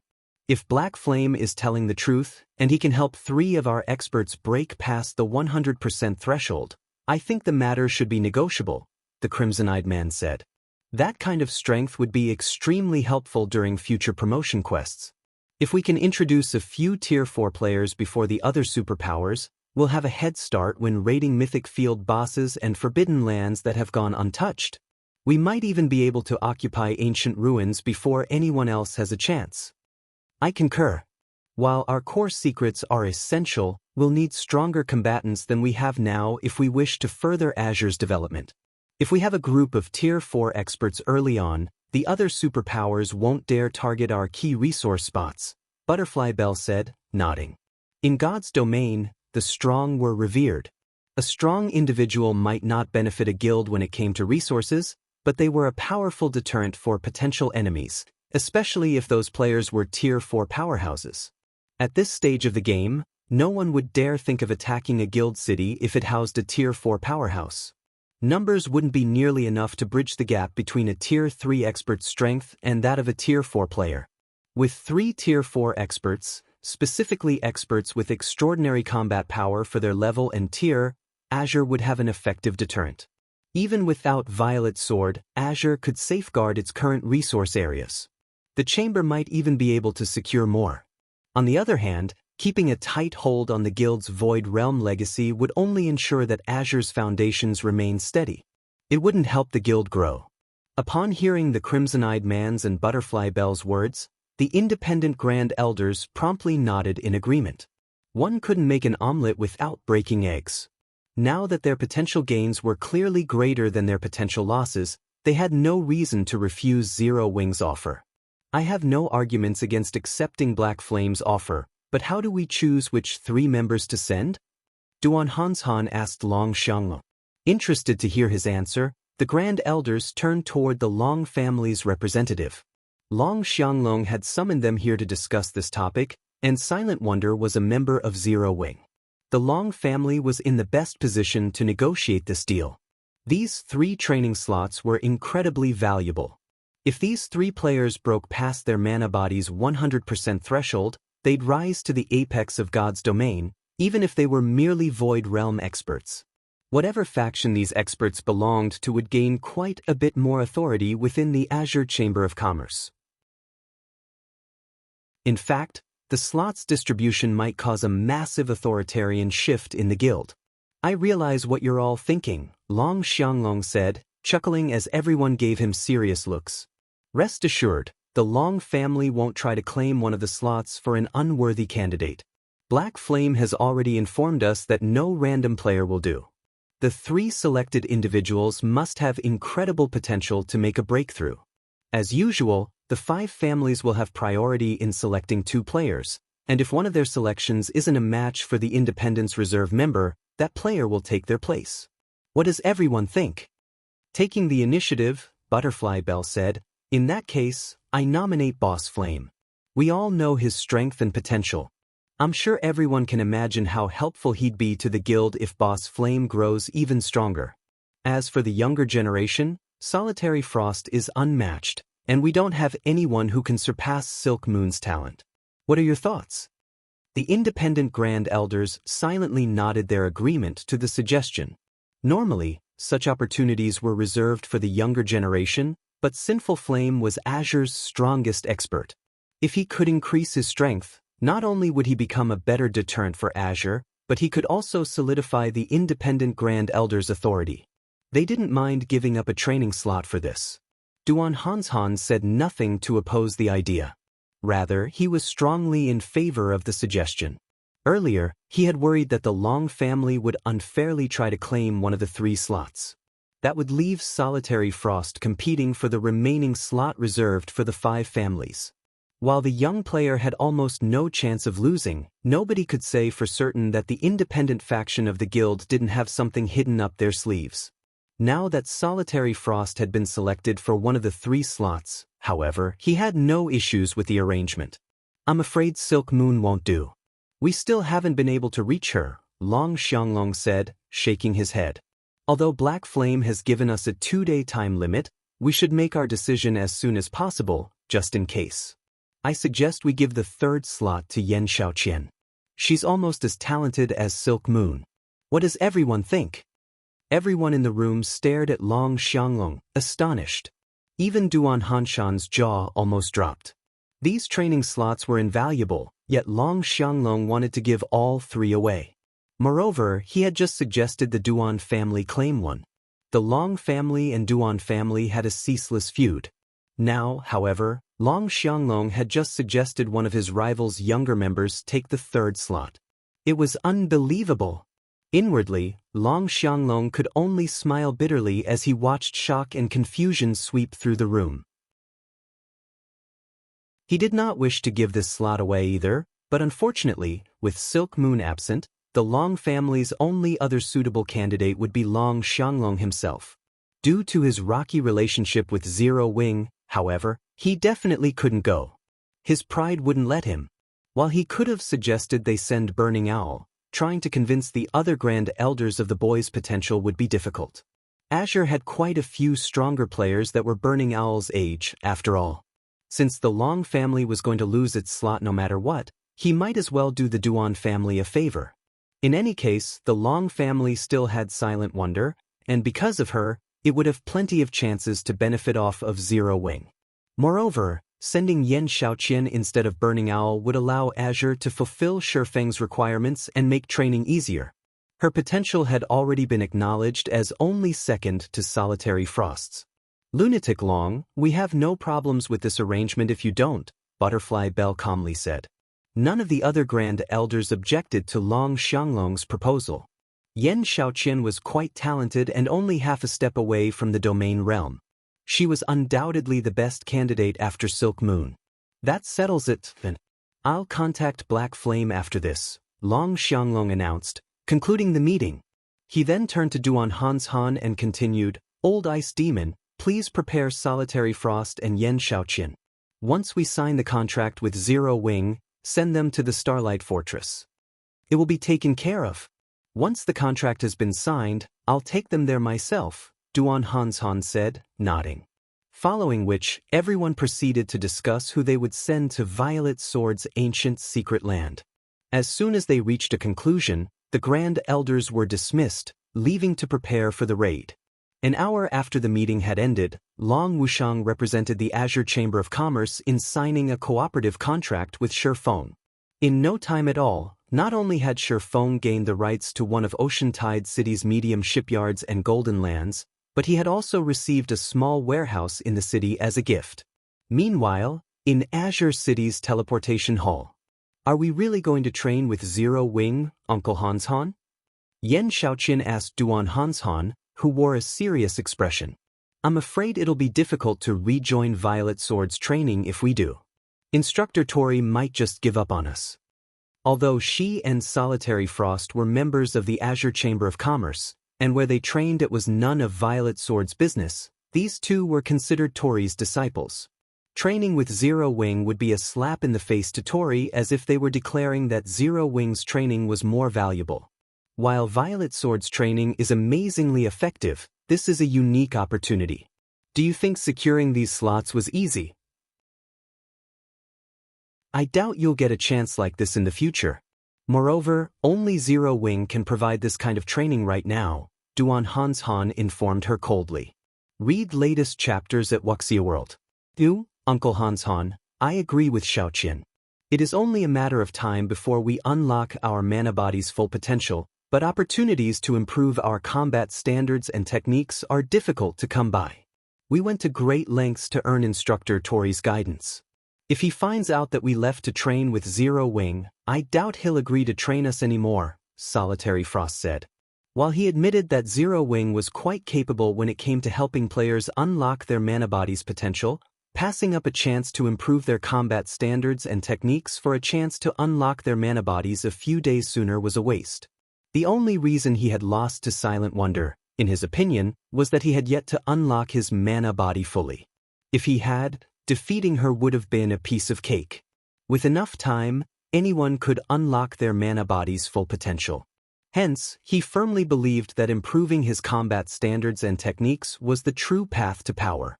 You're only going to Zero Wing to unlock your mana body. You're not there to learn techniques. It doesn't clash with Instructor Tori's training. I'm sure he won't have an issue with this, Duan Han replied. It's getting late. We should hurry to the Starlight Fortress. We shouldn't make Zero Wing wait too long. With that said, Duan Han led Solitary Frost, Xiaoqian, and a few dozen Azure members through the teleportation array and to the closest NPC town to the Starlight Fortress. Chapter 26-22, Changes to the Starlight Fortress. Star Valley, Starlight Fortress.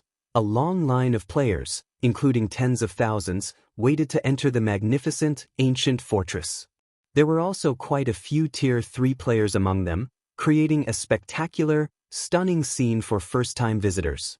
Azure's 40-man team stood at the front of the line, gazing at the Starlight Fortress in curiosity. There are so many Tier 3 experts here. One of Azure's Tier 3 players exclaimed, glancing at the line of players behind him. Tier 3 players were still incredibly rare, and even the various major powers considered their Tier 3 experts mainstays in the guild. However, Tier 3 experts were a common sight in the Starlight Fortress. Almost 1 out of every 10 players was a Tier 3 expert. It was amazing. I've heard that quite a few experts have come to the Starlight Fortress for the Demon God's legacy, but aren't there a little too many here? A level 110, Tier 3 male Guardian Knight, another Azure member, commented. He could sense that many of the Tier 3 experts he saw were Refinement Realm experts. Some had even reached the Flowing Water Realm as he had. The mana here feels different too. It's very calming, and it somehow feels complete. Standing here, it's easier to sense mana than elsewhere, a level 109, Tier 3 female elementalist said. If I could rest and train here, my mana control would improve far quicker than training in the outside world. While Azure's young talents chatted amongst themselves, Solitary Frost and Xiaoqian stared at the fortress, just as surprised by its mana as everyone else. So, this is 3 supreme elements mana? It really is extraordinary, Xiaoqian muttered as she sensed the flow of mana around her. At the same time, realization also dawned. It's no wonder why so many of Zero Wing's members have fully unlocked their mana bodies. If they live in such an environment, their mana control will only grow stronger with time. They'll also have a much easier time unlocking their mana body's potential. The Starlight Fortress's mana, which contained the 3 supreme elements, was no longer a secret to the various superpowers. Only, none of the superpowers had bothered to expose this secret to the public. Naturally, independent players with keen senses had kept their mouths shut, as well, since they wanted to take full advantage of the fortress's benefits. After all, the Starlight Fortress could only house a limited number of player residents. This environment is only a close match for that of ancient times? Solitary Frost wondered, shocked as he bathed in the fortress's mana. He hadn't thought the fortress's environment, which supposedly rivaled that of ancient times, was overly important. It was only close, not the real deal. How could any location in God's domain still have the same environment as before the Great Destruction? In his opinion, the past had only had so many more powerhouses than the present because of how many complete legacies had been available during ancient times. There was no way it could have been because of some ancient environment.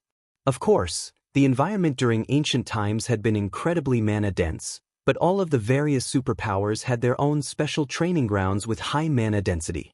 Some of those training grounds even had mana that was far denser than during ancient times.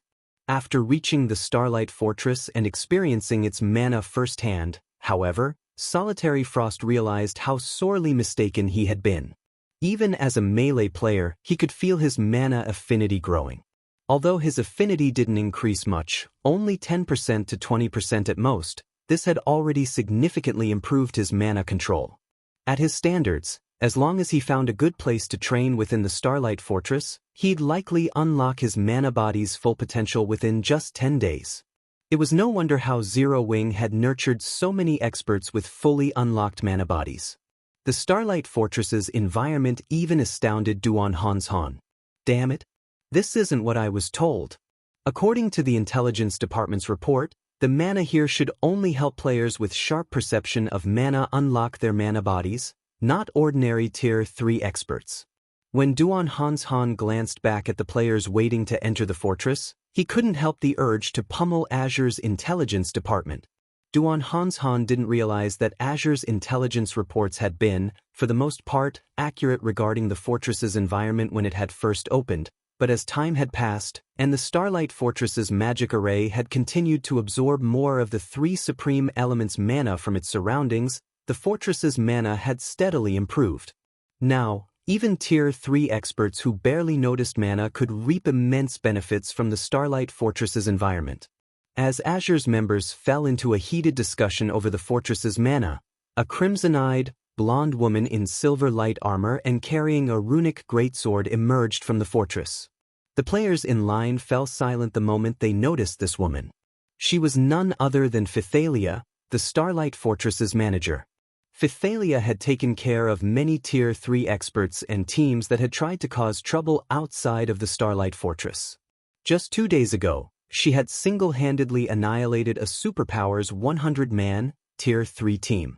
After her terrifying display of strength, some players, who had still considered causing trouble, abandoned the notion. Phythalia's inhuman strength was a direct result of unlocking her mana body's full potential, and now, not even ordinary domain realm experts could be her match. Greetings. You must from the Azure Chamber of Commerce. Guild leader Black Flame is currently preoccupied, so I will lead you to the Fortress Lord's mansion, Phythalia gently announced. How is this possible? Solitary Frost's eyes twitched when he saw Phythalia approach to welcome their group.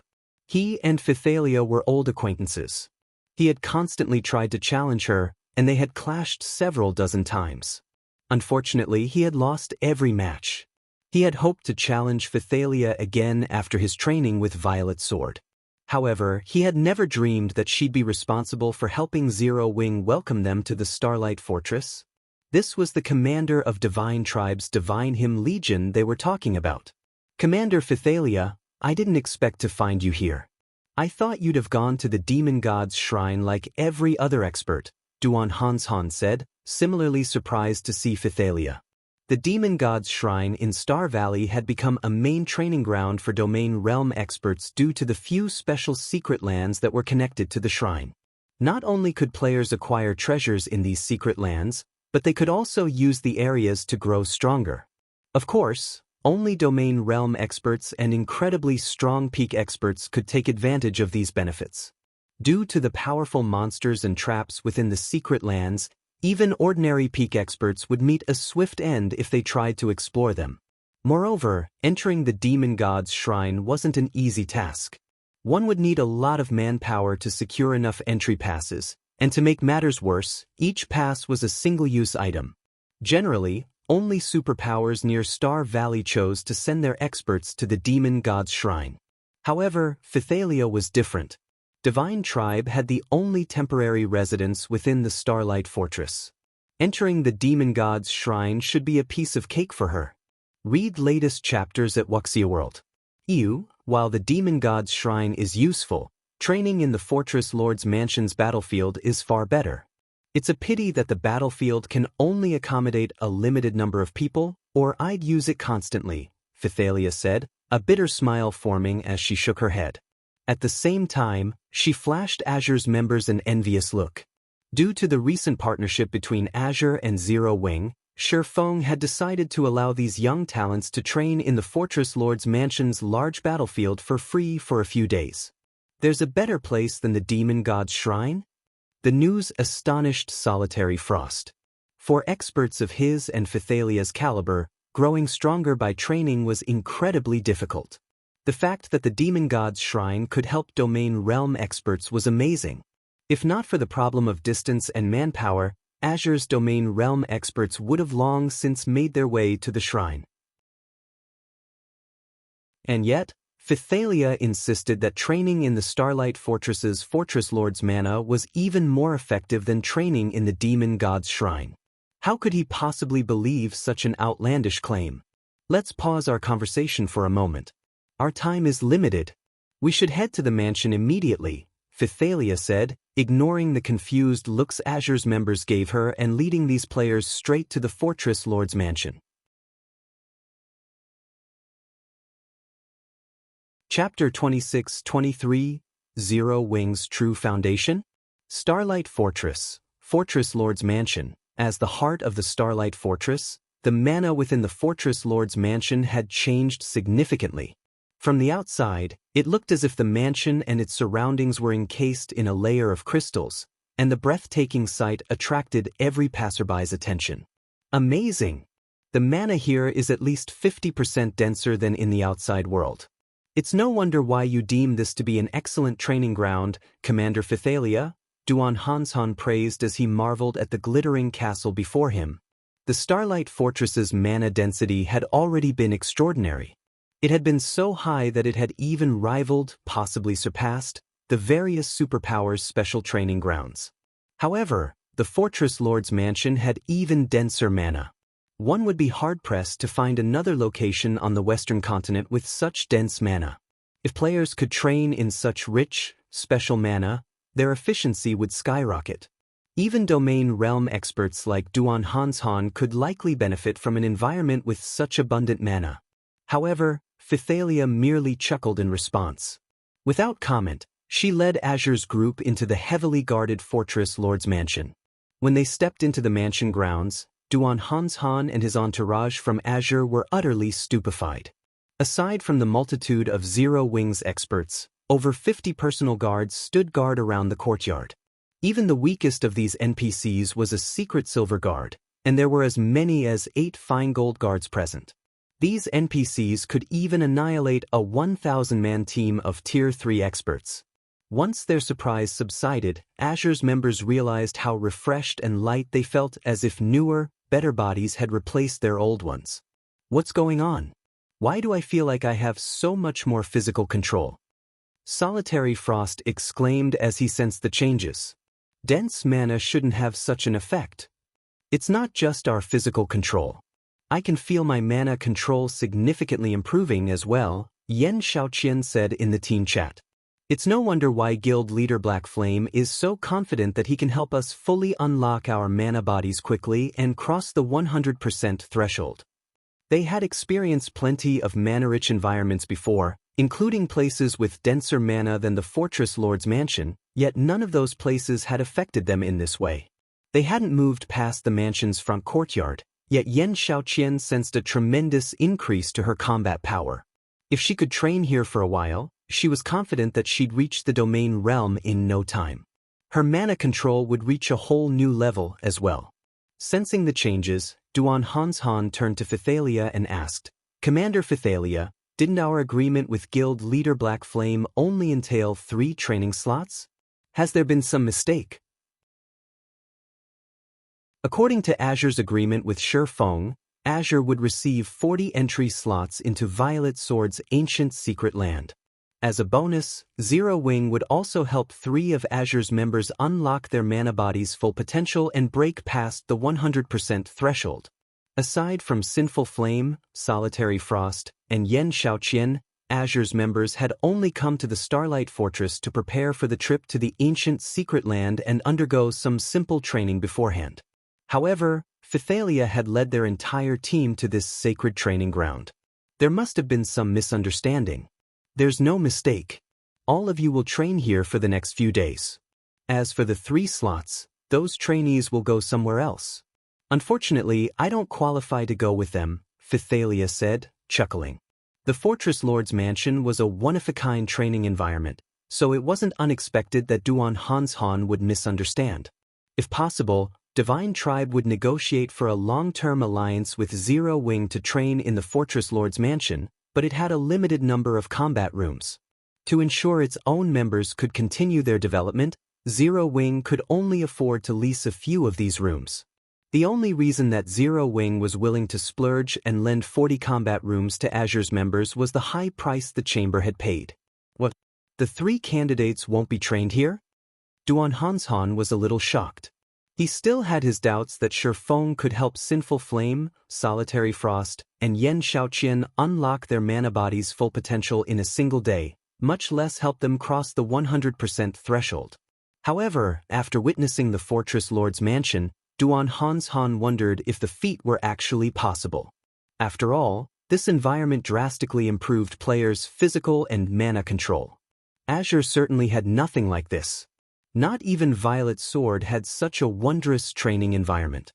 However, Phythalia had just clearly stated that this precious area wasn't the 3 candidates' trade carrot going somewhere even better. How could Duan Hanshan possibly accept such a concept as truth? Even Solitary Frost and Xiaoqian wondered if the commander were playing some trick, using this as an opportunity to boost Zero Wing's reputation. After giving the matter some thought, however, they quickly dismissed these assumptions. Phythalia had no reason to lie to them. Not only was she the commander of Divine Tribe's 2nd strongest trump card legion, but she was also a famous expert in the West. Why would she lie about such a trivial matter? You're finally here. Our guild leader has been waiting for you for quite some time. The 3 people selected for training, please follow me. Everyone else, please wait outside. While Azure's members were dazed, a man wearing Zero Wing's guild emblem approached from the castle. However, neither Duan Hanshan nor his team had noticed his presence. It felt as if this man didn't actually exist. Yan Tianxing? How is he so strong? Aren't his combat techniques basically a match for those three monsters? Duan Hanshan gave the man before him a suspicious look.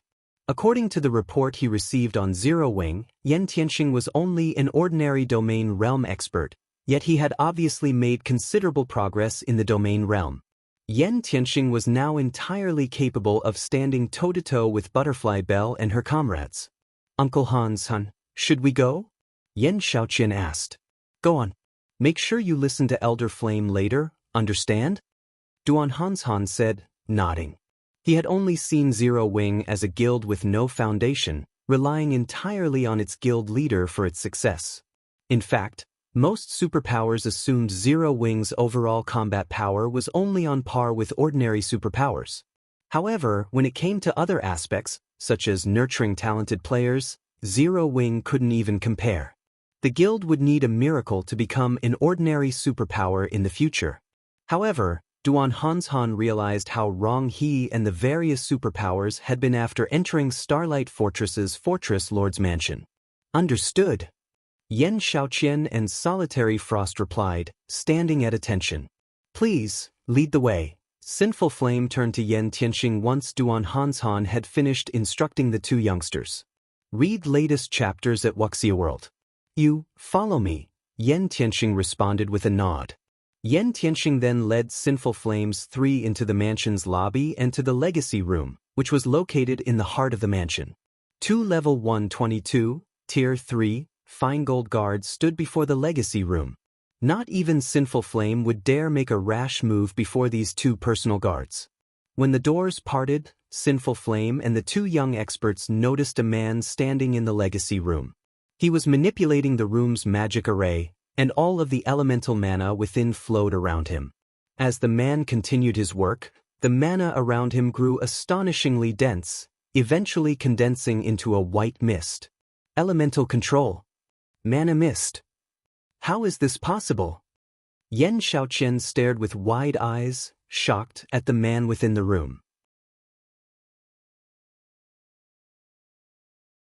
Chapter 26-24 Astonishing Legacy Room. The term elemental control was foreign to ordinary players and most expert players. Normally, players would only understand what elemental control was after they had reached tier 3 and started attempting to unlock their mana bodies. To achieve elemental control was to exert precision control over every type of mana. To accomplish that, one had to understand the properties of the different types of mana in existence. At the very least, one had to grasp the principles behind driving the four major elements.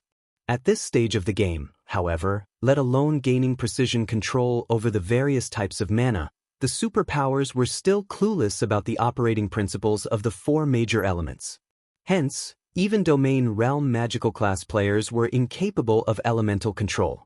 Yet, to Yan Xiaoqian's surprise, the man standing inside the Legacy Room was controlling the ambient mana within the room as if it were a part of his own body and was even using it to strengthen the room's magic array. This was an ability all magical class players in God's domain sought. However, what truly surprised her was the identity of this man. Black Flame. After all, melee classes were inherently less attuned to mana than magical classes. In addition, melee players used mana much less frequently in battle than magical class players, so they should be less familiar with mana than magical class players. Yet, despite being a tier 3 Sword King, Feng had actually achieved elemental control. You're here, Feng said and promptly accelerated the operation of the Legacy Room's magic array. He then continued, the room's magic array is nearly fully operational.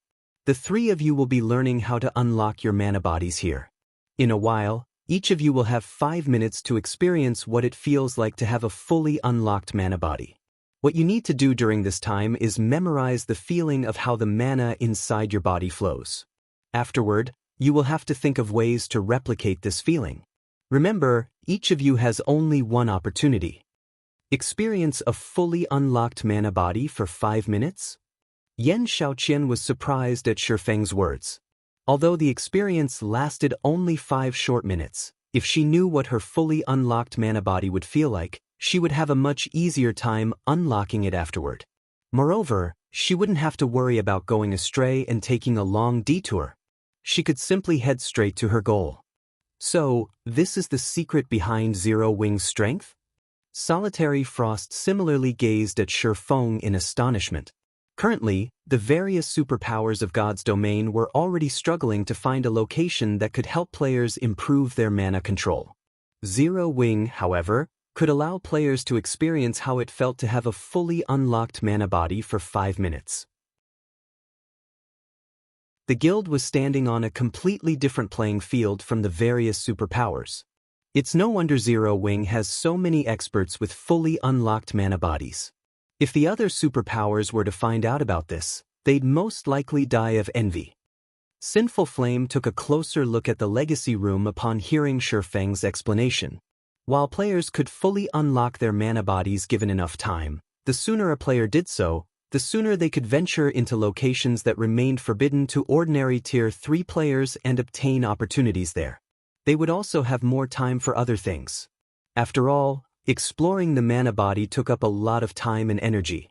Hence, shortening this exploratory period was also something the various superpowers were currently working on. After fully activating the legacy room's magic array, Feng turned his gaze to Sinful Flame and the others and asked, "Alright, who's first?" "I'll go first. Solitary Frost and Xiaoqian will enter after me," Sinful Flame said. Both Solitary Frost and Xiaoqian nodded in agreement, neither of them dissatisfied by Sinful Flame's decision, as they understood that the first person to experience the legacy room would benefit the least. After all, none of them knew what it felt like to possess a fully unlocked mana body, so they didn't know what they should do to maximize the benefits from the legacy room. By going in later, they would have Sinful Flame's opinions and suggestions for getting a better experience. "Very well. Elder Flame, please," Feng said as he walked out of the legacy room and gestured for Sinful Flame to enter. Once Sinful Flame entered the legacy room, its doors promptly shut. Silence then fell over the antechamber.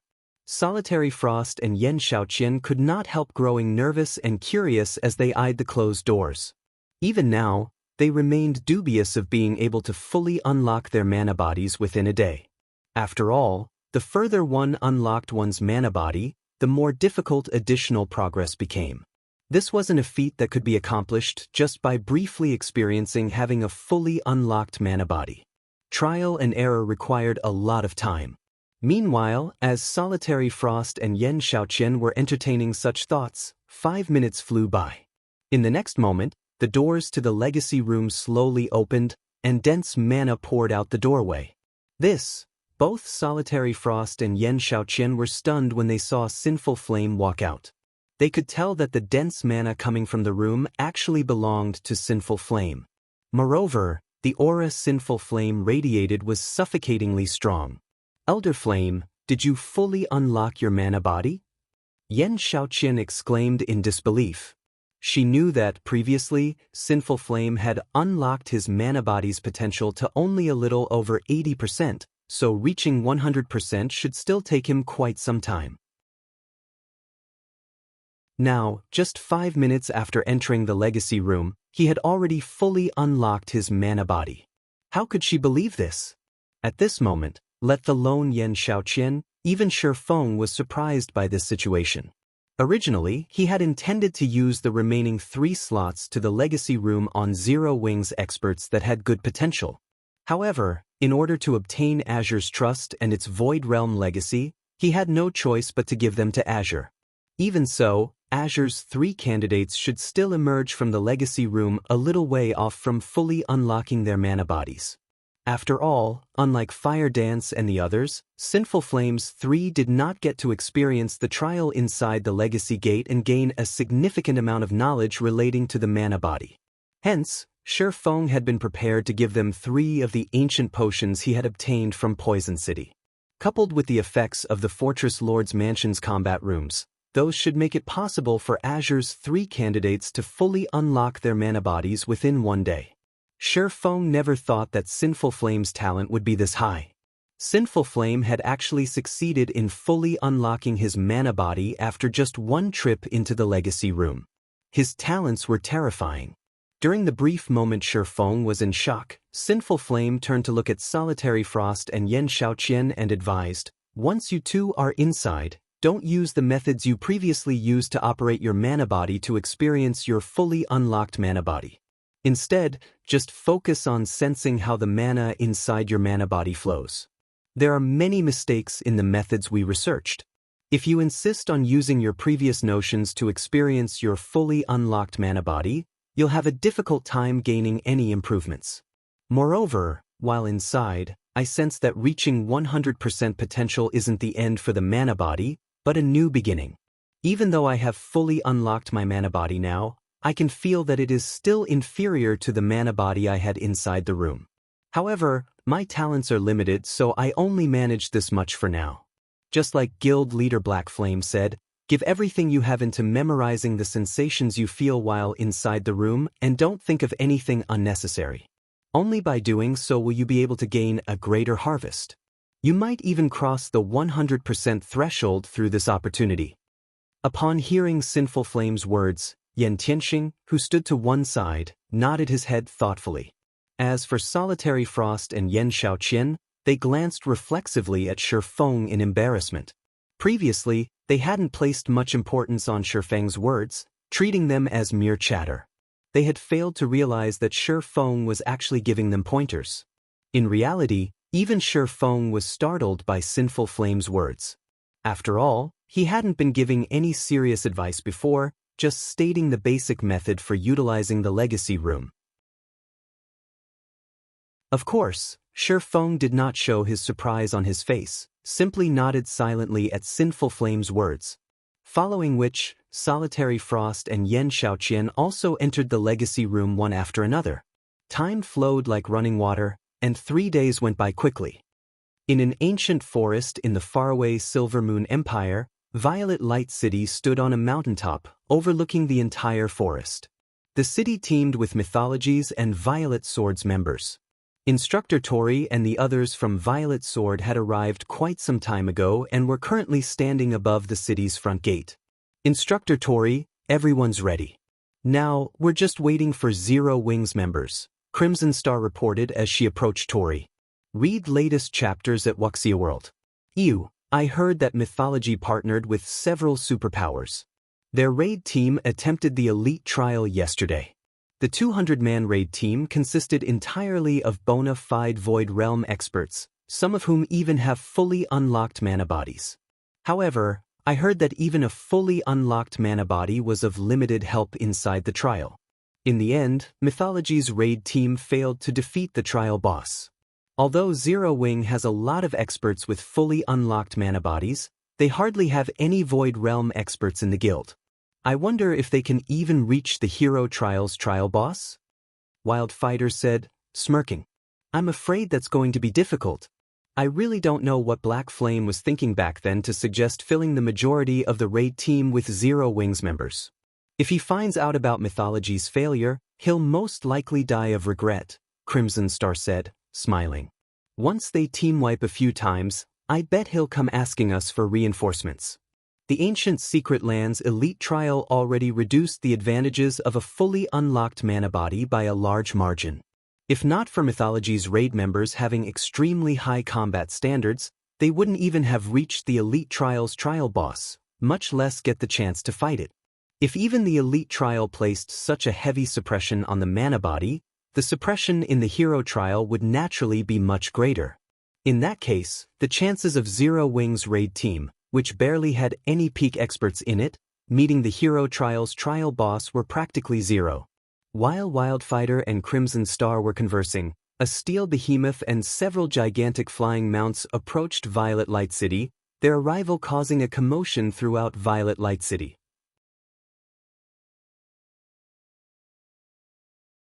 Chapter 26-25, Foolish Azure, they're finally here. When Wildfighter saw the approaching Crimson Dragon flying ship and flying mounts, he revealed a faint smile on his face as he commented, "What a grand entrance."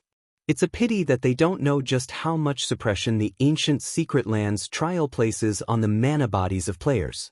In the end, they'll just be wasting their time and energy.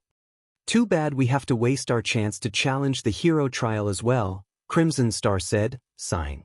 Although Violet Sword had managed to produce the necessary tools for prolonging players' survival inside the ancient secret land ahead of schedule, thanks to Silent Wonder's help, and caught up to Mythology's production speed, Violet Sword had also lost an opportunity to surpass Mythology. Based on their understanding of the ancient secret land's elite trial, they were bound to conquer it if given another 10 days or so. However, the privileges players would obtain from the elite trial were far inferior to those of the hero trial. This matter is no longer relevant.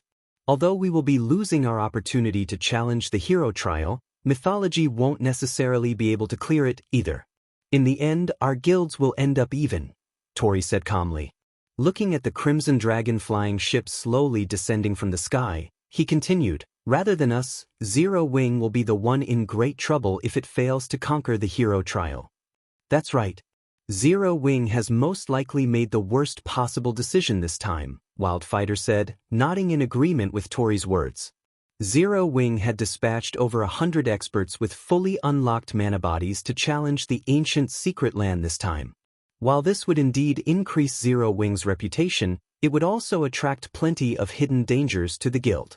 In the current God's domain, the competition between the various superpowers was intensifying. If a guild capable of threatening the livelihoods of the superpowers were to appear, the fate of this guild would go without saying. After today, quite a few superpowers would probably join hands to exterminate this rising threat. Of course, if Zero Wing overcame the hero trial, then it would have a much easier time dealing with those future problems. Conversely, failure would mean a nightmare for the guild. According to the report we received, Zero Wing has come to an agreement with Azure. In exchange for borrowing Azure's strength, Zero Wing has agreed to nurture some of Azure's young talents. If, on top of Azure's help, Zero Wing asks us to send in a large number of peak experts, Zero Wing might actually have a fighting chance of defeating the trial boss, Crimson Star said. The only question now is whether Zero Wing will make this request or not. Azure's leaders have gone insane. While Zero Wing's top combatants are indeed exceedingly strong, how could Zero Wing possibly be a match for Violet Sword in nurturing talents? Because of this matter, many in the guild's upper echelon are very dissatisfied with Azure, Wildfighter said in exasperation. The guild leader also declared that we are to stop nurturing Azure's young talents from now on. With this, Azure has basically severed Solitary Frost's and Xiaoqian's futures. Tori revealed an ugly expression at the mention of this matter. As for Crimson Star, she shook her head and sighed when she thought about the futures of those two talents. Setting aside Azure's other members, Solitary Frost and Xiaoqian were people capable of catching Tori's eye. They had the potential to become legendary figures in Azure. This was just like the commander of Violet Sword's strongest trump card Legion. Back then, the commander had similarly caught Tori's eye. Now, he had already become a legendary figure in Violet Sword, his strength rivaling even the 5 great super guilds' old monsters. Such experts could bring prosperity to an entire guild. Moreover, Solitary Frost and Xiaoqian's youth meant they could guarantee stability for Azure for the next 2 or 3 decades. Now, however, Azure had personally severed the futures of these two people. During the time Wildfighter and the others were conversing with each other, the Crimson Dragon flying ship and the flying mounts landed before Violet Light City's main gate. A short moment later, cloaked players could be seen alighting from the Crimson Dragon flying ship and flying mounts. These players had used their black cloaks to conceal only their statistics. They did not bother covering up their appearances and guild emblems, so it was very easy to discern their identities. It seems Azure is taking its partnership with Zero Wing quite seriously. It actually sent Sinful Flame along on this expedition, Crimson Star exclaimed when she saw Sinful Flame jumping off one of the flying mounts. Sinful Flame was well known throughout the Western continent. His combat standards and combat power were extraordinary, and even in Violet Sword, one would be hard-pressed to find an expert who could match him. Normally, legendary figures like Sinful Flame would have a high degree of freedom in their guilds. Only when the guild encountered truly troublesome matters would they take action. Sure enough, Solitary Frost has come as well. If he finds out that Floating Light gained an opportunity to receive special training in the ancient secret land because of Azure's actions, he'll most likely die of envy, Wildfighter sighed when he noticed Solitary Frost among the Azure members present. Aside from the trial challenges, the ancient secret land also housed a few special locations offering incredible training environments. Only, the price to enter these special locations was stupendous. Originally, out of respect for the Zeus Corporation and instructor Tori, Violet Sword had been hesitant to assign the last 2 entry slots it held. However, due to Azure's recent actions, Violet Sword's upper echelon decided to grant one of the slots to one of its young talents, Floating Light. In terms of talent, Floating Light was inferior to Solitary Frost. However, because he had received Tori's personal guidance while training inside the ancient secret land's special environment, his combat standards had undergone a qualitative transformation. Now, he could partially integrate bronze combat techniques with his Tier 3 skills. Had Solitary Frost, who possessed superior talents, received the same training as well, his combat power would similarly skyrocket. At that time, Wildfighter might no longer be able to hold back when fighting him. Unfortunately, Solitary Frost missed out on this opportunity. Instructor Tori, how is the preparation of the special tools coming along? Feng asked as he arrived before Tori. They're all ready, Tori assured. Glancing at the group of nearly 200 players standing behind Feng, he asked, how many people do you wish us to send, Guild Leader Black Flame? What do you think of 30? Feng replied.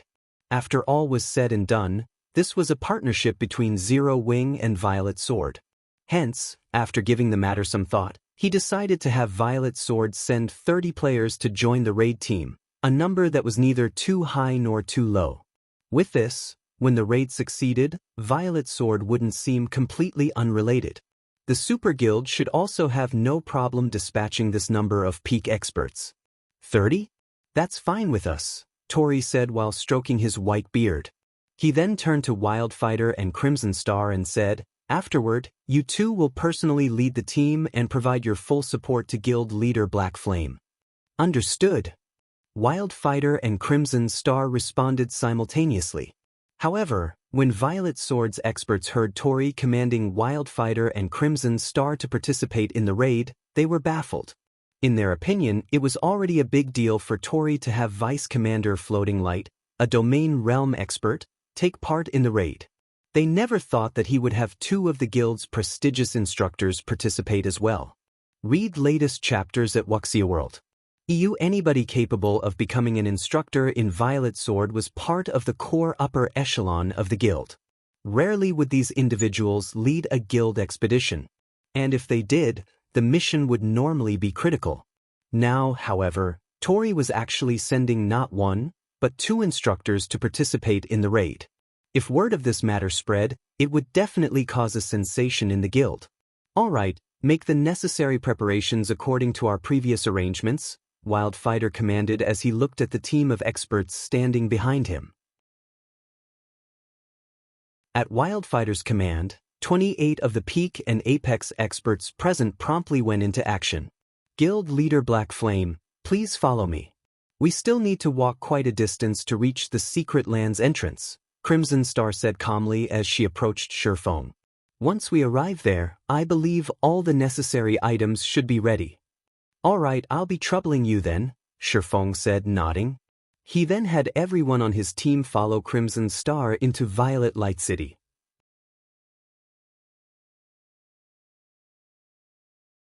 Chapter 26-26, Ancient Mana. The sight of Crimson Star guiding Zero Wing's team through Violet Light City triggered discussions among the players residing in the city.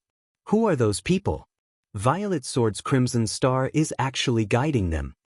It's not just Crimson Star. I heard that Violet Sword's instructor Tori personally welcomed those people at the front gate just now. Amazing! Could those people be big shots of some super guild? Mythology's members grew curious when they saw Feng's group. Violet Sword's members, on the other hand, found this situation astonishing. Crimson Star was one of Violet Sword's Grand Elders. Even when the guild leader of an ordinary superpower visited Violet Sword, she would appear only to give a brief greeting at most. She definitely wouldn't take the initiative to guide them. Meanwhile, standing on the walls protecting the ancient castle in the heart of Violet Light City, a team of 30+ players was quietly observing Feng's group. Every member of this team was a Tier 3 expert at level 113 or above. Zero Wings members are finally here, an assassin youth with 2 short swords said coldly as he eyed Feng with killing intent. Sandstorm, you'd better not do anything rash. They are currently Violet Sword's guests. A tall woman carrying a warhammer and a sturdy shield, standing beside the youth, warned. Relax. I know that much, Sandstorm assured as he concealed his killing intent. However, our agreement with Violet Sword is limited to the city. Once they enter the secret land, they'll be fair game. At that time, we'll get our revenge for the humiliation we suffered at the Starlight Fortress. I'm going to teach Zero Wing how foolish it is to offend our vice commander. That's for sure, the tall woman said, nodding. Although the vice commander's orders were to investigate first what Zero Wing and Violet Sword are up to inside the secret land before taking action against them, I'm sure she won't say anything about it if we just take care of Zero Wing as soon as they enter the secret land. After all, the demon god has clearly specified that if we manage to kill Black Flame even once, we'll receive a large number of contribution points and be able to train in the battlefields inside the demon god's shrine. If we bring him to the demon god, we can even receive the demon god's legacy directly. Previously, Black Flame only managed to win against us because of his fully unlocked mana body. However, he won't be as lucky this time, Sandstorm said, a smirk appearing on his face. This time, he'll learn what true despair feels like. The demon god's shrine was an extraordinary training ground, which was something every superpower on the Western continent knew. However, most superpowers were still unaware that the demon god's shrine contained some legacies related to unlocking the mana body, which one could obtain only by completing one of the 10 great quests offered in the shrine. Mythology was one of the few superpowers that had managed to complete one of the 10 great quests and obtain a mana body legacy. As a result, Sandstorm and a few other members in Mythology had already fully unlocked their mana bodies. With the support of the Super Guild's Special Advanced Battle Array, their combat power had now reached a completely different level. Just their team of 30+ players were more than capable of defeating the entirety of Netherworld Empire's Hell Legion. During the time Sandstorm and the other members of Mythology were discussing how to attack Zero Wing's group, Feng and the others had arrived before the ancient secret land's entrance, which was inside the central castle. The entrance to the secret land was a spatial tear leading to the other world where the ancient city stood. Normally, spatial tears were incredibly unstable. However, a magic array had been laid to stabilize the spatial tear, so instability was not a problem. Unfortunately, due to the ravages of time, the magic array was no longer as powerful as it was before. Now, it could grant the teleportation mark, which held the spatial coordinates of the ancient secret land, to only a maximum of 400 players that entered the spatial tear. These teleportation marks would be replenished only after the players that held these marks had left the secret land. So, this is an ancient secret land? When Feng arrived before the spatial tear and sensed the mana flowing from it, he was astonished. In the past, he had only heard and seen pictures of Violet Sword's ancient secret land. He had never experienced it. Now, just brushing against the excess mana flowing from the ancient secret land filled him with energy. If even the effects of the excess mana were already so potent, Feng found it difficult to imagine how standing inside the ancient secret land itself would feel like. For a moment, he wished he could stay inside the ancient secret land forever. Guild leader Black Flame, here is your alchemy array, Crimson Star said as she handed a black cylinder to Feng. Make sure to use it before you enter. It will help you fend off the overly strong mana inside and prevent you from exploding from mana overload. At the same time, it will allow you to regulate the flow of your mana effectively so that you won't die from energy exhaustion. Thanks. Feng nodded and accepted the black cylinder from Crimson Star. He then activated the magic array on the device. A special rune appeared on his body, followed by a faint layer of light wrapped around him. Although the ancient secret land was an excellent location for training, for current players, it was both a curse and a blessing. Incredibly dense mana filled the ancient secret land. The ambient mana in the secret land was so dense that players would have their mana's volume and flow rate forcibly increased to a point where they would lose control over their own mana. As a result, their energy consumption rate would increase drastically, which led to death by starvation within half an hour of entering the ancient secret land. If players wished to survive inside the ancient secret land for longer periods, they had to rely on alchemy arrays to regulate their mana. Even so, players could remain inside the ancient secret land for only 7 days. The alchemy array used was a consumable. Hence, Violet Sword was desperately trying to increase the production speed and volume of this alchemy array. Otherwise, even if they held the ancient secret land, they could only stare at it. After Feng and his group were all ready, Crimson Star led them into the spatial tear and disappeared from the castle.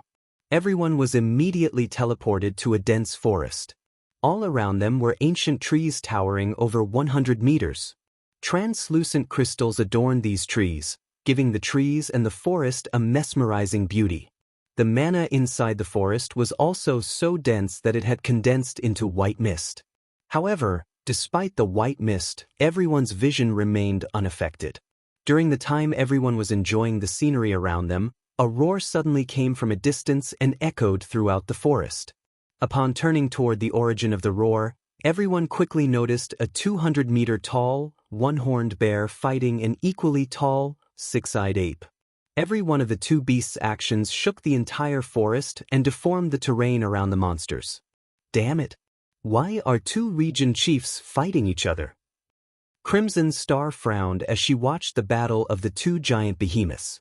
The ancient secret land was an incredibly dangerous place. Not only were there plenty of monsters here, but each region in the secret land would have a powerful boss ruling over it. Violet Sword and Mythology had labeled these bosses region chiefs. The weakest among these region chiefs was already a level 120 mythic monster with combat standards at the Trial Tower's 6th floor. In addition, all monsters found within the ancient secret land had incredibly powerful bodies. Even an ordinary level 120 mythic monster here could rival a level 120 mythic ranked archaic species found in the outside world. Normally, both Violet Swords and Mythology's members would do their best to avoid these region chiefs when visiting the ancient secret land. The reason for this wasn't just the high casualty rate incidental to challenging these region chiefs. There was also the fact that fights with these region chiefs would attract the attention of nearby monsters.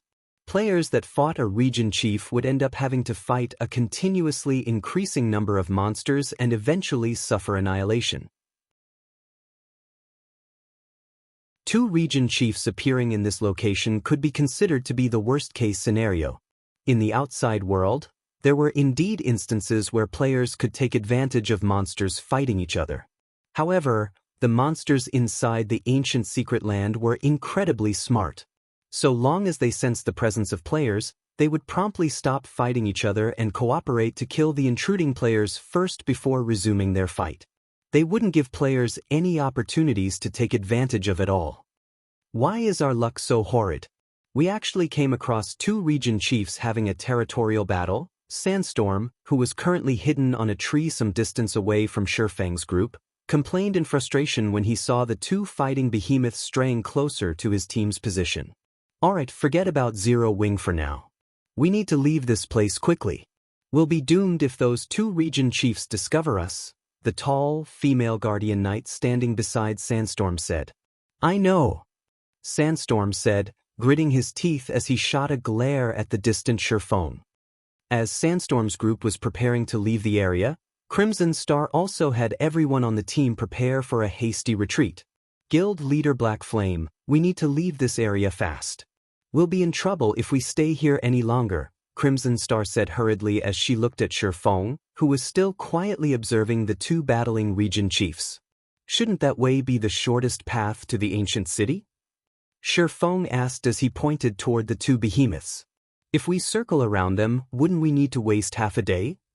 That is, indeed, the shortest path to the ancient city, but if we get caught by those two region chiefs, instead of wasting half a day, all of us will end up dying here. Crimson Star snapped in exasperation when she heard that Feng was actually still planning to take this route to the ancient city. However, she also understood Feng's thoughts. They could stay inside the ancient secret land for only 7 days. If they wasted half a day on a detour, they would be under much greater pressure when raiding the hero trial. After all, with how many monsters there were inside the trial, they would need 5 or 6 days just to reach the trial boss. Read latest chapters at Wuxia World. Moreover, the two region chiefs were mythic bosses. In the outside world, coming across two mythic bosses would be akin to hitting the jackpot. However, they were currently inside the ancient secret land, facing monsters far stronger than those in the outside world. Challenging two mythic bosses simultaneously would simply be suicide.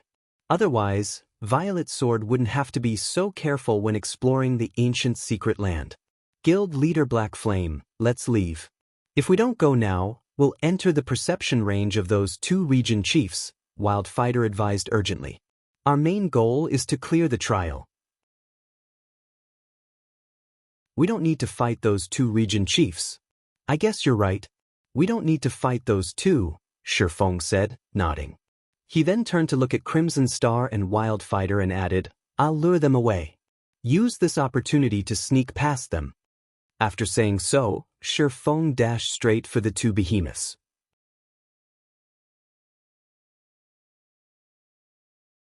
Chapter 26-27, Feng soared upon seeing Feng charging toward the two distant behemoths. Crimson Star and Wildfighter turned pale. He's insane. Crimson Star cursed when she saw that Feng had already gotten over 100 yards away. Immediately, she turned to the rest of the team and ordered, Everyone, retreat together with floating light. Do not stop for anything. Retreat to Violet Light City. Wildfighter, hold the rear with me. Got it. Wildfighter responded and unsheathed his weapon, a solemn expression appearing on his face. In this situation, Violet Sword's members could not help growing nervous. As for Sandstorm and the other members of Mythology spectating from a distance, their eyes nearly fell out of their sockets when they saw Feng's actions. That crazy Black Flame. He's actually charging to the two region chiefs. Sandstorm cursed. Then he commanded hastily, Hurry! Retreat quickly! As soon as Sandstorm finished speaking, Mythology's members, who had been preparing to retreat from the area already, picked up their pace with serious expressions. Black Flame truly is insane. He's actually planning to drag everyone down with him. Did Violet Sword's people not warn him about the region chiefs here? The tall, female guardian knight grumbled, similarly cursing at Feng as she jumped down from the tree she had been standing on. The region chiefs of the ancient secret land were considerably stronger than mythic monsters found in the outside world. In terms of strength and speed, they were at least 30% better. Trying to take on just one of these region chiefs with a 200-man, Tier 3 team was already an incredibly difficult task, incurring plenty of casualties. When coupled with the endless stream of other monsters that would continuously join in on the battle, any team that tried to challenge a region chief was doomed. However, what made the ancient secret land's region chiefs truly difficult to deal with wasn't their physical prowess but their massive perception range. When these region chiefs fought players, they could manipulate all the mana within a 5,000-yard radius, relying on this mana to detect all movements within range. One could say that, so long as there were players within a region chief's passive perception range of 500 yards or players fighting a region chief, then all players within a 5,000-yard radius of the region chief would become its targets. If players failed to kill the aggravated region chief, then they wouldn't be able to shake off its pursuit. This was also the reason why Mythology and Violet Sword had labeled the mythic bosses in the ancient secret land region chiefs. Normally, teams that accidentally came across a region chief were still fine. The majority of the team's members had a chance to escape with their lives. However, only annihilation awaited teams that came across two region chiefs simultaneously. Even before the female guardian knight finished speaking, Mythology's members had already turned tail and run. However, after everyone had taken just a few strides, the mana around them suddenly stirred. At the same time, they felt as if a pair of eyes were looking down on them. Obviously, the two region chiefs had already locked on to their life auras. Damn it! Everyone split up and retreat. Every survivor counts. Sandstorm yelled. When he looked at Feng's distant figure, he felt himself going crazy. For a moment, he even suspected that Feng had deliberately provoked the two region chiefs. Meanwhile, when Crimson Star and the others saw the two region chiefs suddenly stop fighting and rapidly head in their direction, their complexions darkened. If they could not put a 5,000-yard distance between themselves and the two bosses, they had no hope of escaping the battle at all. A 5,000-yard distance. Even Tier 3 experts like themselves would still take quite some time to cover 5,000 yards. To make matters worse, tools were ineffective inside the ancient secret land, so they couldn't teleport away or accelerate their retreat from the battlefield. Crazy bastard! He's going to get us all killed. Floating Light, who was already retreating, cursed when he felt the two region chiefs locking on to his life aura. Although players wouldn't lose an entire level from dying inside the ancient secret land, the amount of EXP lost was still not a trivial matter. After all, at their level, just leveling up once took a lot of time.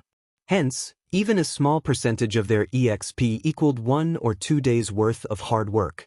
As Floating Light was leading the retreat of Violet Sword's members, he suddenly noticed something. Zero Wings and Azure's members were actually still standing in their original positions. It was as if they had not heard Crimson Star's orders at all. What are they doing? Are they planning to die with Black Flame? Floating Light was baffled as he looked at Solitary Frost and Xiaoqian. Setting the others aside, it was incredibly strange for Solitary Frost and Xiaoqian to defy Crimson Star. After all, the two of them were geniuses that had trained under Crimson Star during their sojourn at Violet Sword. The two of them knew very clearly how powerful and capable Crimson Star was. Crimson Star's calling for a retreat showed just how dangerous their current situation was, yet Solitary Frost and Xiaoqian had actually disobeyed her command and remained where they were. Moreover, they wore indescribably calm expressions, their reactions making it seem as if nothing was happening. Vice Commander, let's quickly retreat. This is Zero Wing and Azure's matter. Instructor Crimson Star and Instructor Wildfighter won't be able to hold off those two region chiefs for very long, a retreating Tier 3 assassin urged hurriedly when he noticed Floating Light pause. I guess you're right, Floating Light said, nodding before resuming his retreat. At the same time, he could not help glancing at Solitary Frost and Xiaoqian with pity. Originally, with Solitary Frost's and Xiaoqian's talents, they should have been able to shine brightly in God's domain. However, their futures were now ruined because they belonged to a guild like the Azure Chamber of Commerce and followed an unreliable team leader like Feng. However, Floating Light had just taken a few steps forward when the deafening roar of a bear came from behind him and echoed throughout the forest, causing it to tremble. Immediately afterward, a beam of mana shot past the area beside Floating Light's group, leaving behind a massive trench on the ground it passed through. Seen from afar, the ground looked like pudding that a spoon had scraped. The fight started? Floating Light's complexion further darkened as he took in the massive trench a short distance away. This was the power of the ancient secret land's mythic monsters. Any random attack of theirs could transform the terrain around them. Let alone one person, even a 100-man, Tier 3 expert team would be cannon fodder in front of these region chiefs. If one really wished to take on a region chief, they would need a 200-man team of Tier 3 peak experts at the very minimum. Moreover, the team would need 2 or 3 domain realm MTs working together to tank the region chief. Otherwise, they wouldn't be able to stop the boss's attacks adequately. In fact, even a single mistake might result in a team wipe. After Floating Light's group ran for another 50 yards or so, a lightning bolt suddenly shot past them some distance away, followed by the ear-splitting crack of thunder. As the thunder faded, the sky above them darkened abruptly. In the next moment, the 200-meter-tall, six-eyed gorilla went flying overhead and crashed heavily into the ground a few hundred yards ahead of them, the ground shattering at the impact. As for the giant gorilla, it stumbled quite a bit as it landed and very nearly lost its footing. After stabilizing itself, the gorilla glared into the distance before releasing a deafening roar. It then charged forward, completely ignoring Floating Light and the other members of Violet Sword, who stood only a short distance away from it. What is going on? Floating Light was confounded by this situation. Read latest chapters at Wuxia World. EU Violet Sword's other peak experts similarly could not help rubbing their eyes, thinking that they were hallucinating. However, no matter how much they rubbed, the several massive craters the six-eyed gorilla's feet left behind did not disappear. Before Floating Light and the others could react to this unexpected development, though, another deafening boom and the snapping of trees entered their ears. However, these sounds came from quite a distance away. There should still be some separation between the origin of these sounds and the six-eyed gorilla that had just charged past them. Floating Light and the others turn around reflexively, looking for the origin of these sounds. They spotted a cloaked man wielding two long swords standing atop a tree. Meanwhile, some distance away from this swordsman was a gigantic bear that had just steadied itself, glaring hatefully at him. The six-eyed gorilla was also stalking toward this man, seemingly searching for an opportunity to strike at him. However, Floating Light and the others could also see a hint of fear in the one-horned bear's and six-eyed gorilla's eyes. It was clear that the two region chiefs were afraid of the tiny human on the tree.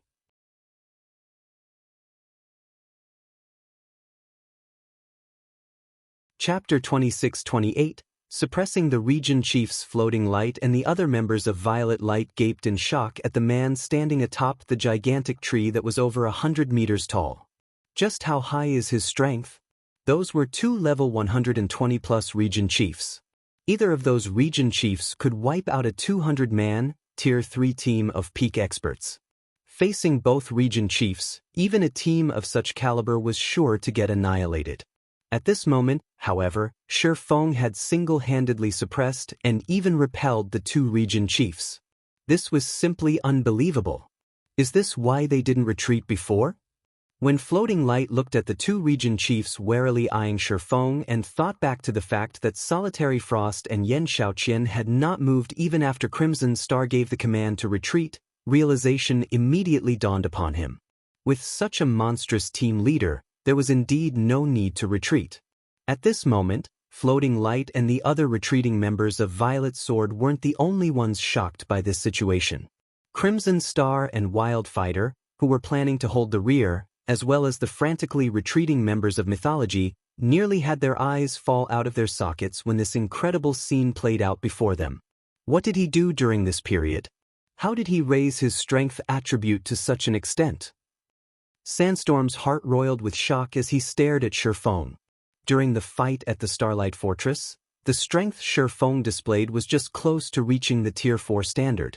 Moreover, he had relied on his fully unlocked mana body to do so. However, just how long had passed since that fight? In Sandstorm's opinion, even if Feng were incredibly lucky and obtained one or two pieces of epic equipment or gained some special encounters, he would be fortunate to match the strength of Tier 4 mythic monsters of the same level. At this moment, however, Feng's strength had actually grown to a level where he could overwhelm even the region chiefs of the ancient secret land. However, before anyone could snap out of their stupor, the two region chiefs took action once more. Firstly, the one-horned bear let loose an angry roar before slamming its front paws into the ground and shattering it. A twofold magic array then formed beneath Feng's feet, covering a 300-yard radius. Immediately afterward, thick, stone walls emerged, bordering the magic array and enveloping Feng completely. Tier 4 spell, Earth's Embrace. As the one-horned bear was taking action, the six-eyed gorilla leaped into the sky above Feng. The gorilla then summoned a crimson magic array with a 400-yard radius above the swordsman. Tier 4 spell, Fire Dragon's Descent. In the next moment, a fire dragon larger than the six-eyed gorilla and made entirely out of flames emerged from the magic array. It spread its wings as it descended toward Feng. Those two region chiefs actually know how to coordinate their spells? Crap, that's cheating. Shouldn't mythic bosses be upright and use spells in turns? Everyone was stunned when they saw the two region chiefs' coordinated assault. Coordinating skills and spells was an extremely common thing for players.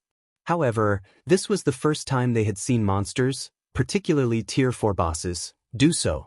Hence, everyone could not help despairing at the sight. 4 Tier 3 players like themselves, just one Tier 4 spell was already plenty difficult to deal with. If not handled appropriately, the result would very likely be an instant team wipe. If they had to go up against 2 coordinated Tier 4 spells, even Tier 3 MTs with their life-saving skills activated would be killed instantly, unless they had invulnerability skills or spells.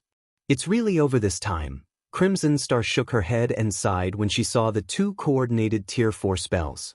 If it were her, she could defend against 1 Tier 4 spell using a Tier 3 curse. However, even she would be powerless against 2 Tier 4 AoE spells. This didn't mean that she had just 1 Tier 3 curse in her arsenal of spells. In fact, she had several.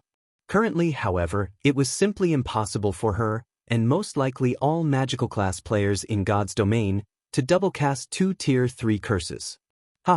So what if you have amazing strength? Let's see how you deal with this. Sandstorm burst out in laughter when he saw the 2 region chiefs' coordinated assault on Feng. The swordsman's strength had indeed exceeded his expectations. In fact, he felt powerless when he witnessed Feng's fearsome display, and it was definitely impossible for them to exact revenge on him this time. However, being able to see the 2 region chiefs killing Feng now wasn't a bad outcome either. After all, he knew that, because of the demon god's curse, the swordsman would suffer triple the death penalty every time he died. Although they were currently inside the ancient secret land where the death penalty was not as stringent as that in the outside world, a triple death penalty would still deal Feng a heavy blow. However, while everyone was looking at the gigantic fire dragon descending toward Feng, the swordsman surprisingly maintained his composure. Moreover, aside from Feng, the spectating members of Zero Wing and Azure also remained indescribably calm in this situation. Finally, a chance. Solitary Frost muttered as he watched Feng closely, his eyes glittering with joy and excitement. At this moment, aside from Solitary Frost, everyone else from the Azure Chamber of Commerce also had excited expressions. What's wrong with them? Floating Light was perplexed as he looked at Solitary Frost and the others. Feng was about to die here, yet Solitary Frost and the others were actually feeling excited about it? Come! While Floating Light was fraught with confusion, Feng made his move. In the next moment, Feng sheathed Killing Ray and held the Abyssal Blade with both hands.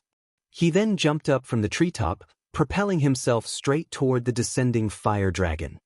He's going to resist the attack head-on?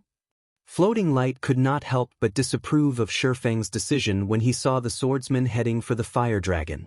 A Tier 4 spell could exhibit much greater power than a mythic monster could with its physical body. This was especially true in the ancient Secret Lands environment. Due to the abundant mana here, skills and spells would exhibit much greater power than they normally could in the outside world. A Tier 4 spell cast by a mythic monster could instantly kill a Tier 3 metric tons who had a life-saving skill activated. Just as Feng was about to collide with the fire dragon, he suddenly raised the Abyssal Blade overhead and swung it at the fire dragon. Shatter! The phantom of a gigantic greatsword suddenly appeared in the sky, creating a pitch-black wall there as it slashed toward the descending fire dragon. First Sword, Light Shadow. Read latest chapters at Wuxia World. EU. In the next moment, the pitch-black wall not only bisected the fire dragon but also continued extending toward the six-eyed gorilla hovering over 100 yards above the fire dragon. Upon seeing the approach of the pitch-black wall, the six-eyed gorilla panicked and instinctively tried to flee the area. However, the pitch-black wall extended far too rapidly. Even though the six-eyed gorilla flew as fast as it could, It still failed to outmaneuver the pitch-black wall and ended up getting one of its arms cut off. The six-eyed gorilla let loose an agonized shriek that echoed throughout the forest at the grievous injury. Shortly afterward, an arm the size of a mountain fell into the forest below. A massive crater formed around the arm from the force of the impact.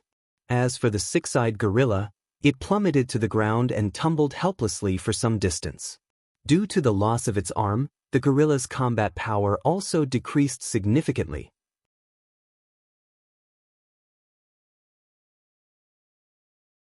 Chapter 26-29, Ancient Secret Land's Power. How is this possible? That's a mythic monster we're talking about. How could a Tier 3 player like him break through its defensive threshold? Crimson Star and Wildfighter could not believe their eyes as they watched the tumbling six-eyed gorilla. Not only had Feng shattered a Tier 4 spell with a single move, but he had even used the same move to injure the six-eyed gorilla severely.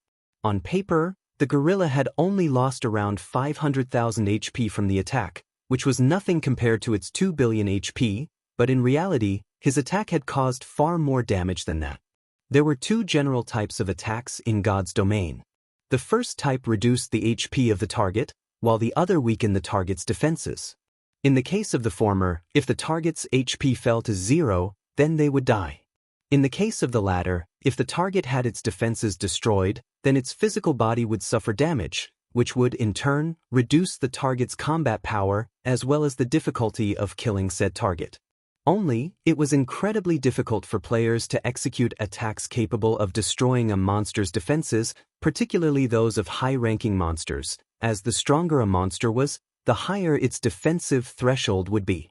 Normally, players couldn't destroy the defenses of a monster of the same tier, much less those of a higher tier.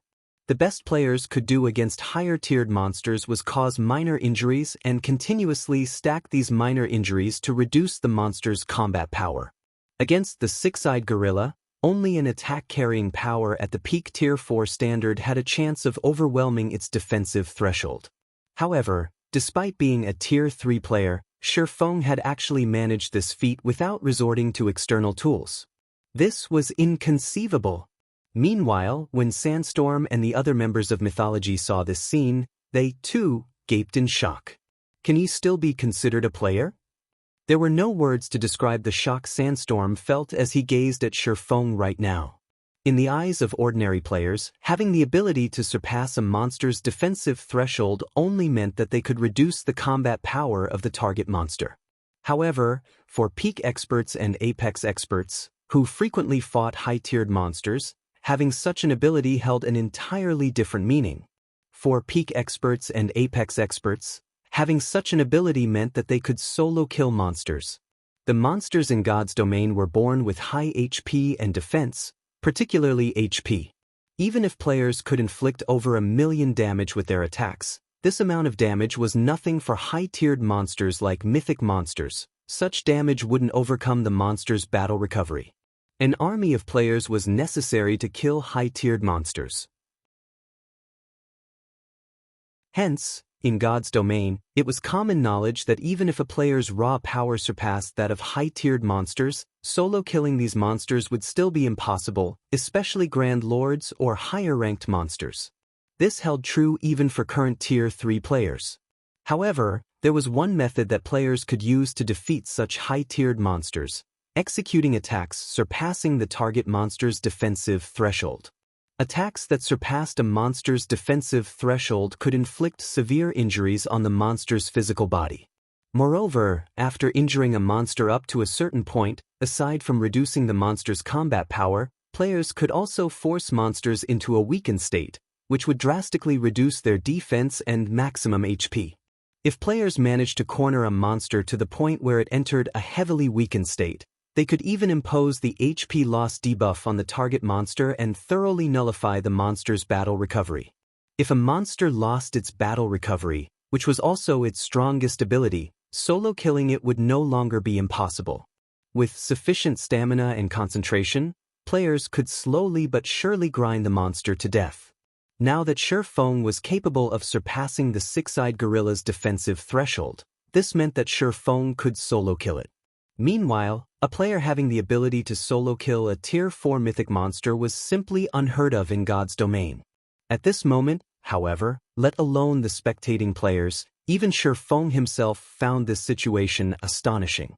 Why did Light Shadow's destructive power increase by so much? Feng was confused as he looked at the six-eyed gorilla's severed arm.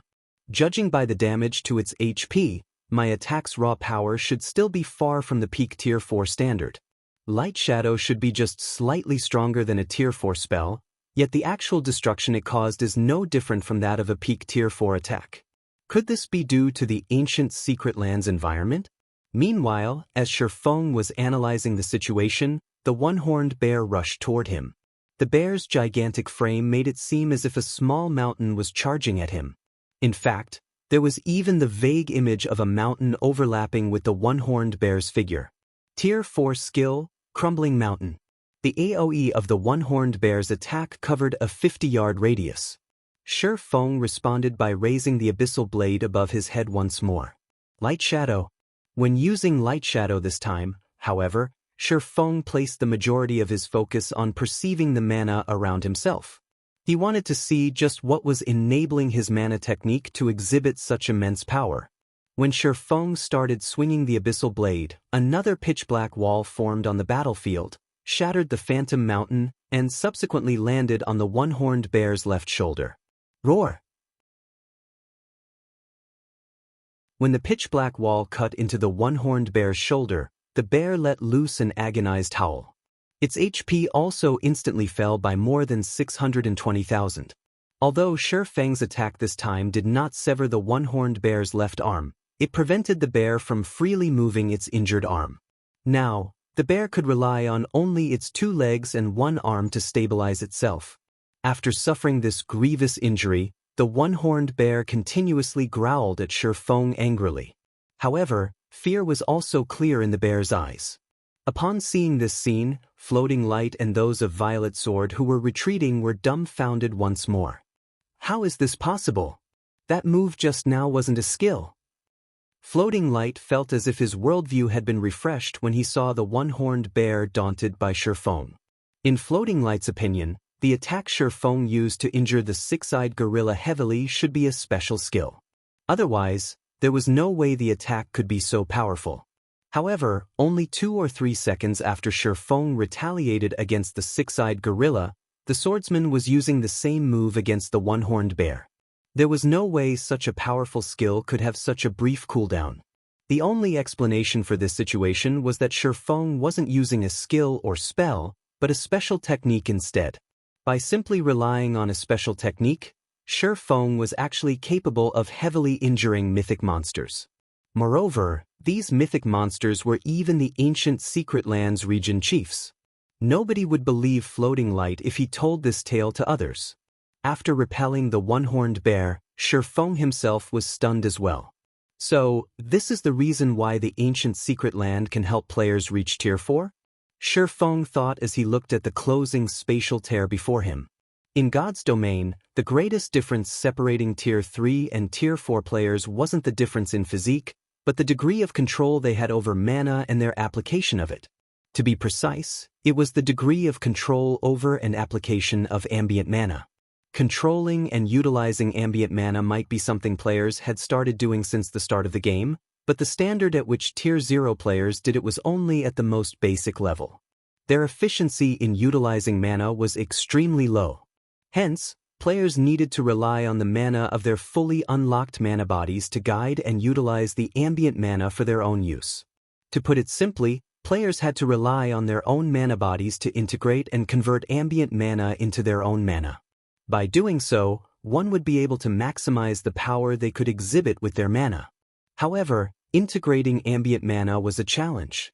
Without guidelines or legacies in the outside world to teach players how to accomplish this, players could only rely on themselves to learn how to do so. However, while carefully observing the second light shadow he executed, Feng noticed something peculiar about the mana around him. The ancient Secret Land's ambient mana had actually taken the initiative to integrate itself with his mana. This development had drastically increased the amount of ambient mana he could manipulate and, in turn, boosted the power of Light Shadow significantly. However, as he wasn't actively executing this mana integration, his mana usage efficiency was still very low. The additional ambient mana he managed to manipulate had increased only Light Shadow's destructive power, not the mana technique's strength. This was akin to putting an edge on a weapon. While he might have increased the weapon's destructive power, the weapon itself remained unchanged. Even so, this was an incredibly precious situation. After all, there was almost no information available in the outside world that could help players achieve mana integration. Now that the mana here was actively integrating itself with his mana, he could gain some hints on how to do so and increase his learning efficiency. Following which, Feng stopped dwelling on this matter. Instead, he executed Light Shadow 2 more times to chop off 1 leg each from the one-horned bear and 6-eyed gorilla. The mobility of these 2 region chiefs has already been greatly reduced.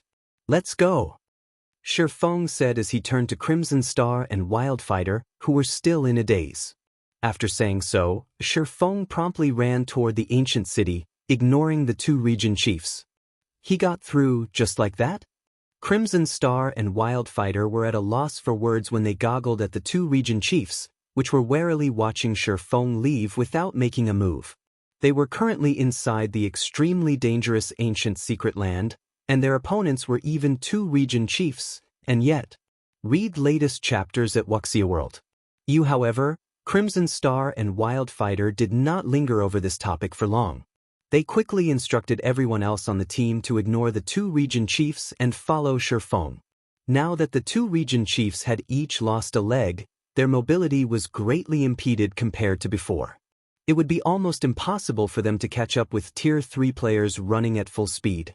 The team could easily escape the 2 region chiefs' perception range before they fully recovered. "Team leader, are we still chasing them?" A Tier 3 ranger from mythology asked Sandstorm when he saw Feng's team leaving. "Of course we are," Sandstorm said as he glared at the Tier 3 ranger. Gritting his teeth, he said, "I admit that Black Flame's combat power is at inhuman levels, but he is only one person. Even if we can't kill Black Flame, I refuse to believe that we can't handle the other players on his team. So long as we get rid of everyone else, Black Flame's plans here will be ruined." After saying so, Sandstorm started chasing Feng's team, together with the other 30+ members of mythology.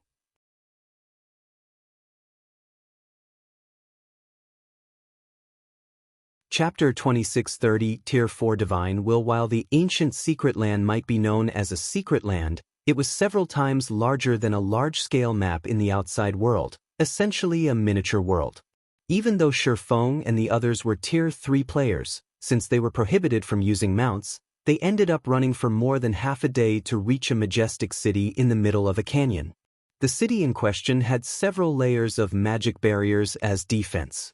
Through the translucent barriers, one could see multiple magic towers and buildings several hundred meters tall. There were even floating buildings that could not be found in any of the kingdoms and empires on the main continent. This city was far more developed than even the capitals of kingdoms and empires. Feng was shocked when he laid eyes on this majestic ancient city for the first time. Even while standing several thousand yards away from the city, he could already feel a frightening pressure constantly bearing down on his body, making his body indescribably heavy. If Tier 2 players were subjected to this pressure, they wouldn't be able to approach the city at all. Be careful of those statues erected behind the city walls. Although there are magic arrays suppressing the power of those statues, if you look at them for too long, you'll fall into a mentally weakened state, Crimson Star warned the curious crowd behind her. If that happens, you'll need 4 or 5 days to recover. Let alone challenging the trial, you might not even have enough time to make it out of the secret land. Those statues will cause players to fall into a mentally weakened state? Upon hearing Crimson Star's words, Feng could not help taking a closer look at the stone statues enveloped by magic arrays. As soon as he did so, he felt a frightening spiritual pressure invading his mind. At the same time, the figure of an ancient being appeared briefly before his mind's eye. Feng's heart palpitated from this mental pressure. Fortunately, his mind was able to resist it, if just barely. Tier 4 Divine Will? Feng was somewhat surprised at the mental pressure the statues were exuding. No wonder Violet Sword was able to produce so many Tier 4 experts back then. At this point, ancient gods had long since withdrawn from the main continent of God's domain. Now, it was incredibly difficult to meet even demigods there. However, before disappearing, many ancient gods had left behind legacies in dangerous locations. Meanwhile, these legacy locations generally possess divine will. On the surface, the divine wills in these legacy locations function to inflict powerful mental pressure on trespassers and deter casual approach or observation of the legacy locations. However, divine will also had a very useful function for players: the tempering of concentration. In God's domain, players' stamina and concentration were considered hidden attributes and were incredibly difficult to raise. This was especially true for the concentration attribute. Aside from tier promotions, there were no clear methods that players could use to raise their concentration. Originally, concentration was an attribute few players paid attention to, as they would generally run out of stamina before they would concentration. However, as more and more players started learning combat techniques, everyone finally understood the importance of concentration. With stronger concentration, not only could players afford to execute many more combat techniques, but they could also reduce the stamina and concentration consumption of combat techniques. Most importantly, powerful combat techniques required sufficiently high concentration. Unfortunately, there weren't many known methods that players could use to reliably increase their concentration. Generally, players could only rely on raising their tiers or improving their brain activity to do so. However, as more and more experts came into contact with ancient locations and divine will, they had discovered an astonishing matter: divine will could actually be used to raise the maximum limit of players' concentration. Although the improvements were small, players would eventually receive an impressive boost to their concentration over time. However, divine will wasn't something that easily found. Moreover, divine will couldn't improve a player's concentration in perpetuity. The improvements players could receive from the divine will would differ depending on its strength. If players already possessed very powerful concentration, certain divine wills might not even be effective on them. Meanwhile, the statues erected within the ancient city contain divine will capable of tempering players' concentration up to the Tier 4 standard. Hence, Feng had referred to it as Tier 4 divine will. If a Tier 3 player could elevate their concentration to the Tier 4 standard, it would be of tremendous help when challenging the Tier 4 promotion quest. With stronger concentration, players could better control their body, strength, and mana. They would be able to exhibit much greater potential than they used to. However, due to the magic arrays enveloping those statues, the divine will the statues emitted was heavily suppressed. While this weakened divine will might be effective on ordinary Tier 3 players, it would be almost no help to Tier 3 peak experts. Tier 3 peak experts that tried to temper themselves using this divine will would only exhaust their concentration to no avail. Guild leader Black Flame, ahead of us is the entrance to the trial grounds, Crimson Star said as she pointed at a gigantic gate nearby. As we are challenging the hero trial, we have only one opportunity. If we team wipe inside, we won't be able to enter the trial grounds anymore. However, so long as we have even one person alive, even if everyone else on the team dies, we can still enter the trial grounds after getting automatically resurrected outside.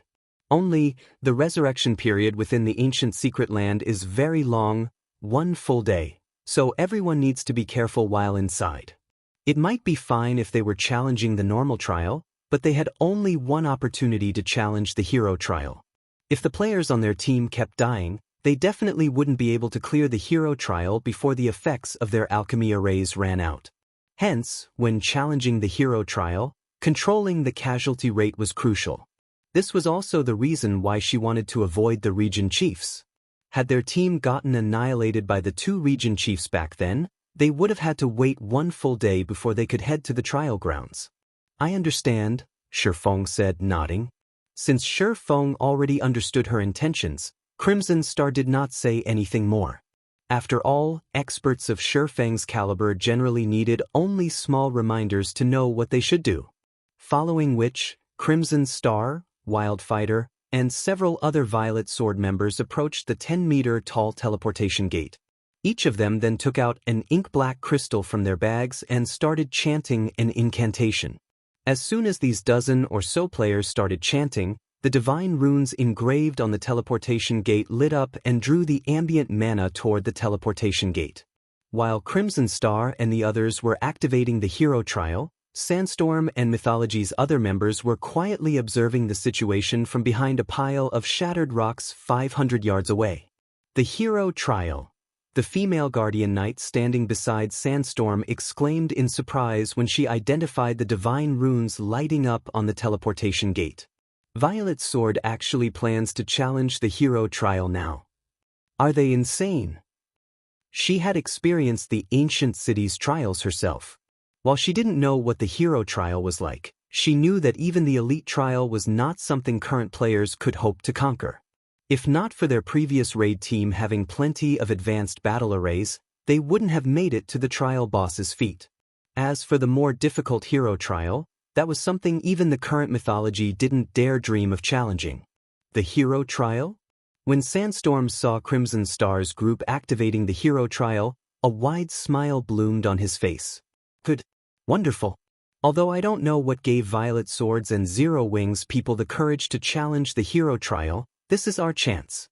Since Crimson Star and Wildfighter are personally activating the hero trial, they can't stop midway without wasting their one chance. This is the perfect time for us to take action.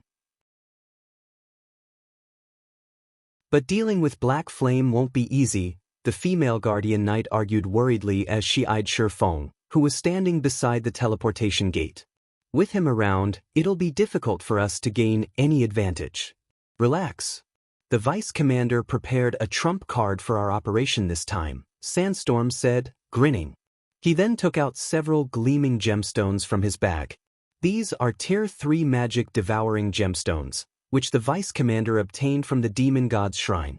If we equip them on level 100 dark gold weapons or above, we can sacrifice the weapon and the gemstone to gain Tier 4 power for a short period. This item isn't subject to any restrictions inside the ancient secret land. The vice commander gave me 5 of these as a precaution. So long as we 5 team leaders use this gemstone, we'll have 5 Tier 4 combatants on our side. Including the HP and defense we'll gain from the advanced battle array, we should be able to pin down Black Flame with just 3 people. The remaining 2 team leaders will lead the rest to slaughter Violet Swords and Zero Wings members. All their efforts will go down the drain. Read latest chapters at Wuxia World. If you had such treasures on you, why didn't you take them out earlier? The female guardian knight grumbled as she rolled her eyes at Sandstorm. Previously, the task their vice commander gave them was for them to spoil Violet Sword's plan, as well as kill Feng if possible. With the magic devouring gemstones, while they might not be capable of killing Feng, spoiling Violet Sword's plan would be child's play. After all, players that died in the ancient secret land needed to wait 1 full day to get resurrected. If they could kill a significant number of Violet Swords and Zero Wings members, the 2 guilds would waste 1 day of the alchemy array's operational time, which would, in turn, drastically reduce the 2 guilds' odds of clearing the hero trial. And if they could interrupt the activation of the teleportation gate, they would thoroughly shatter Violet Sword's plan of raiding the hero trial. All right, 1 for each of you, Sandstorm said as he distributed the magic devouring gemstones to the 4 other team leaders on the team. He then looked toward Feng and said, "It's time we let Black Flame know how foolish it is to offend mythology."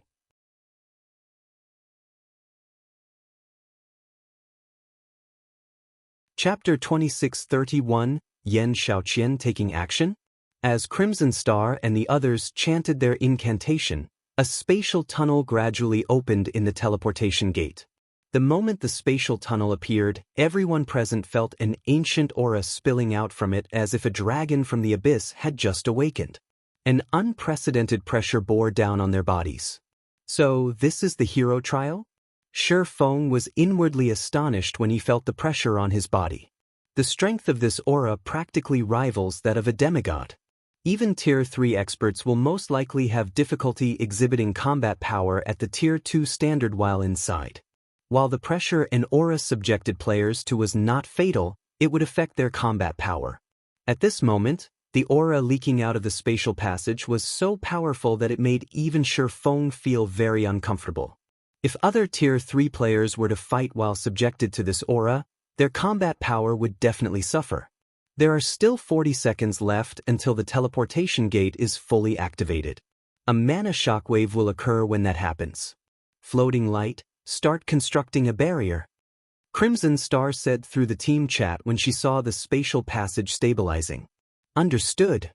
Upon hearing Crimson Star's command, Floating Light promptly ordered Violet Sword's Tier 3 magical classes to construct a Tier 3 defensive barrier. While a mana shockwave wouldn't cause direct damage, players that got hit by one would have their control over and perception of mana weakened significantly for a certain period. Players might even lose the ability to use skills and spells during this time. On Violet Sword's first attempt at the normal trial, the raid team dispatched had failed to take this mana shockwave into account. As a result, the raid team had suffered from a runaway mana state for one whole day. However, as Violet Sword's members were constructing the defensive barrier, a low shout came from a distance.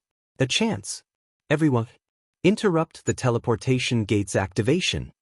Sandstorm commanded when he saw Floating Light and the magical class players of Violet Sword constructing a magic barrier.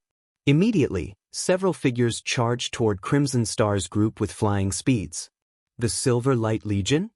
Crimson Star immediately recognized Sandstorm's group when she saw them, her complexion darkening slightly. Sandstorm. Is mythology trying to break the agreement? If their team had come across Sandstorm's group under normal circumstances, she wouldn't have paid mythology's members any attention at all. However, Violet Sword's peak experts were currently occupied with activating the teleportation gate and defending against the resulting mana shockwave. They barely had any manpower available to repulse Sandstorm's group. Meanwhile, Sandstorm's team consisted of Void Realm experts or better. If these people attacked now, the consequences would be unimaginable. Moreover, Sandstorm and the others had their advanced battle arrays activated, which boosted their basic attributes far beyond those of ordinary Tier 3 players. Agreement. Sandstorm laughed at Crimson Star's words. I don't recall mythology making any agreements with Violet Sword regarding what happens inside the ancient secret land. Besides, if you have to blame someone, blame yourselves for not knowing what's good for you. Since you dare to partner with Zero Wing, then die with it. Sandstorm's team accelerated. Damn it. They're actually taking action. Crimson Star turned to Floating Light and said, Light, coordinate with Guild Leader Black Flame's group and buy us time. If the teleportation gate's activation is interrupted, we'll lose our chance to challenge the hero trial. Understood. Floating Light nodded in response. He then faced Sandstorm's team with a solemn expression. Although their side had an absolute advantage in numbers and they even had the help of a monster like Feng, the number of combat-ready peak experts they had was far from comparable. Not to mention, Sandstorm and a few other individuals on his team had an advanced battle array, which granted them a huge increase in basic attributes. If they allowed Sandstorm's team to break through and interrupt Crimson Star's group, then all their preparations for the hero trial would be for naught. You need to be careful. I don't know why, but Sandstorm and his fellow team leaders are actually giving off a pressure like a mythic monsters. Do not clash with them directly, no matter what. Wildfighter reminded, a serious expression similarly appearing on his face. All you need to do is buy time.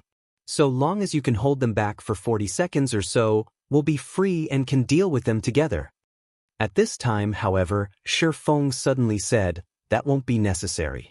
Just leave these people to us. Focus on activating the teleportation gate and defending against what comes after. Guild Leader Black Flame, we do not doubt your strength, but we really cannot take this risk. The members of Mythology's Silver Light Legion are all supported by a battle array. Their peak experts can hold their own against Domain Realm experts. Not to mention, Sandstorm and his fellow team leaders are at the half-step Domain Realm, at the very least. The few of them also possess some kind of strange strength. They aren't a force that an ordinary team of peak experts can hope to handle, Crimson Star advised hurriedly when she saw Feng dissuading them from taking part in the battle. Although Floating Light's group only has a few members, every one of them is a peak expert. They can be of some help to you. She was confident that Feng would emerge victorious in a fight with Sandstorm's group.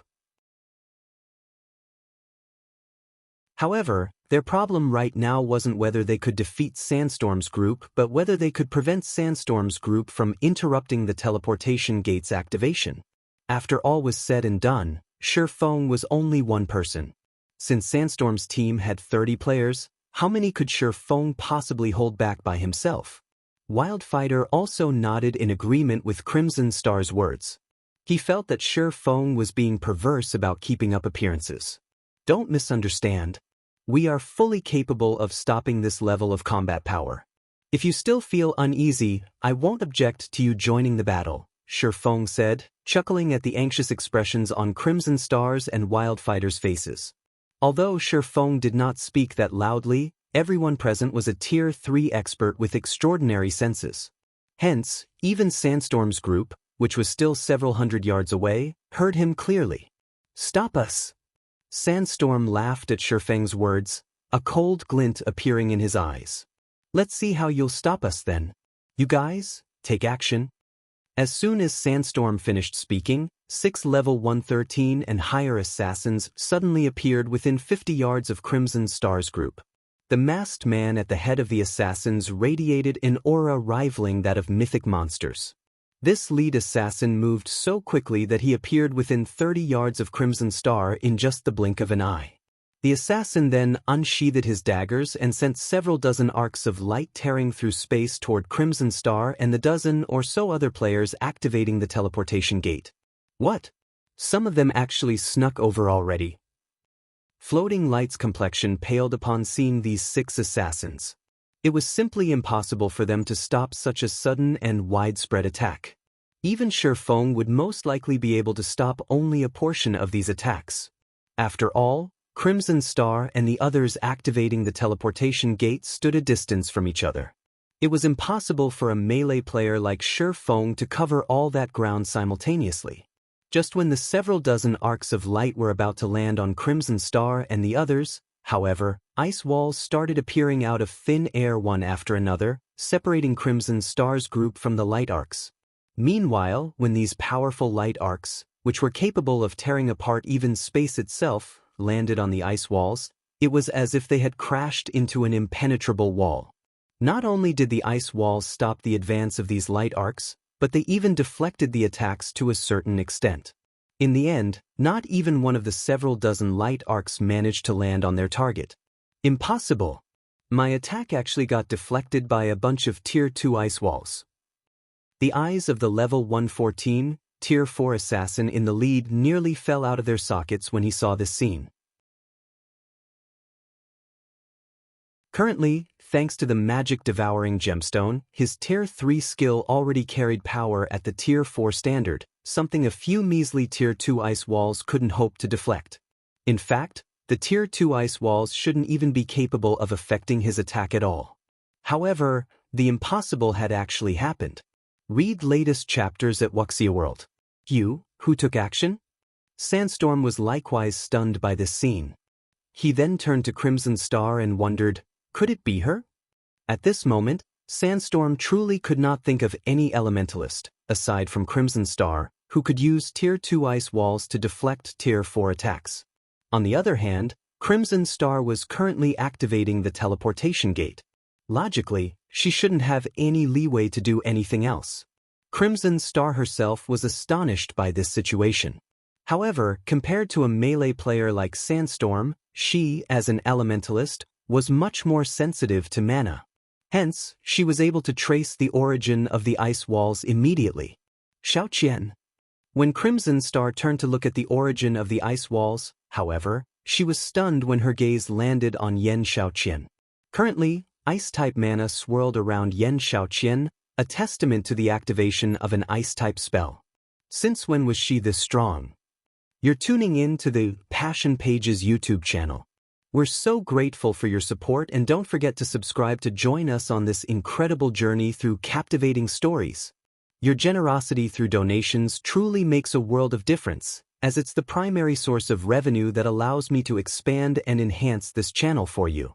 Thank you from the bottom of my heart for being a part of this adventure.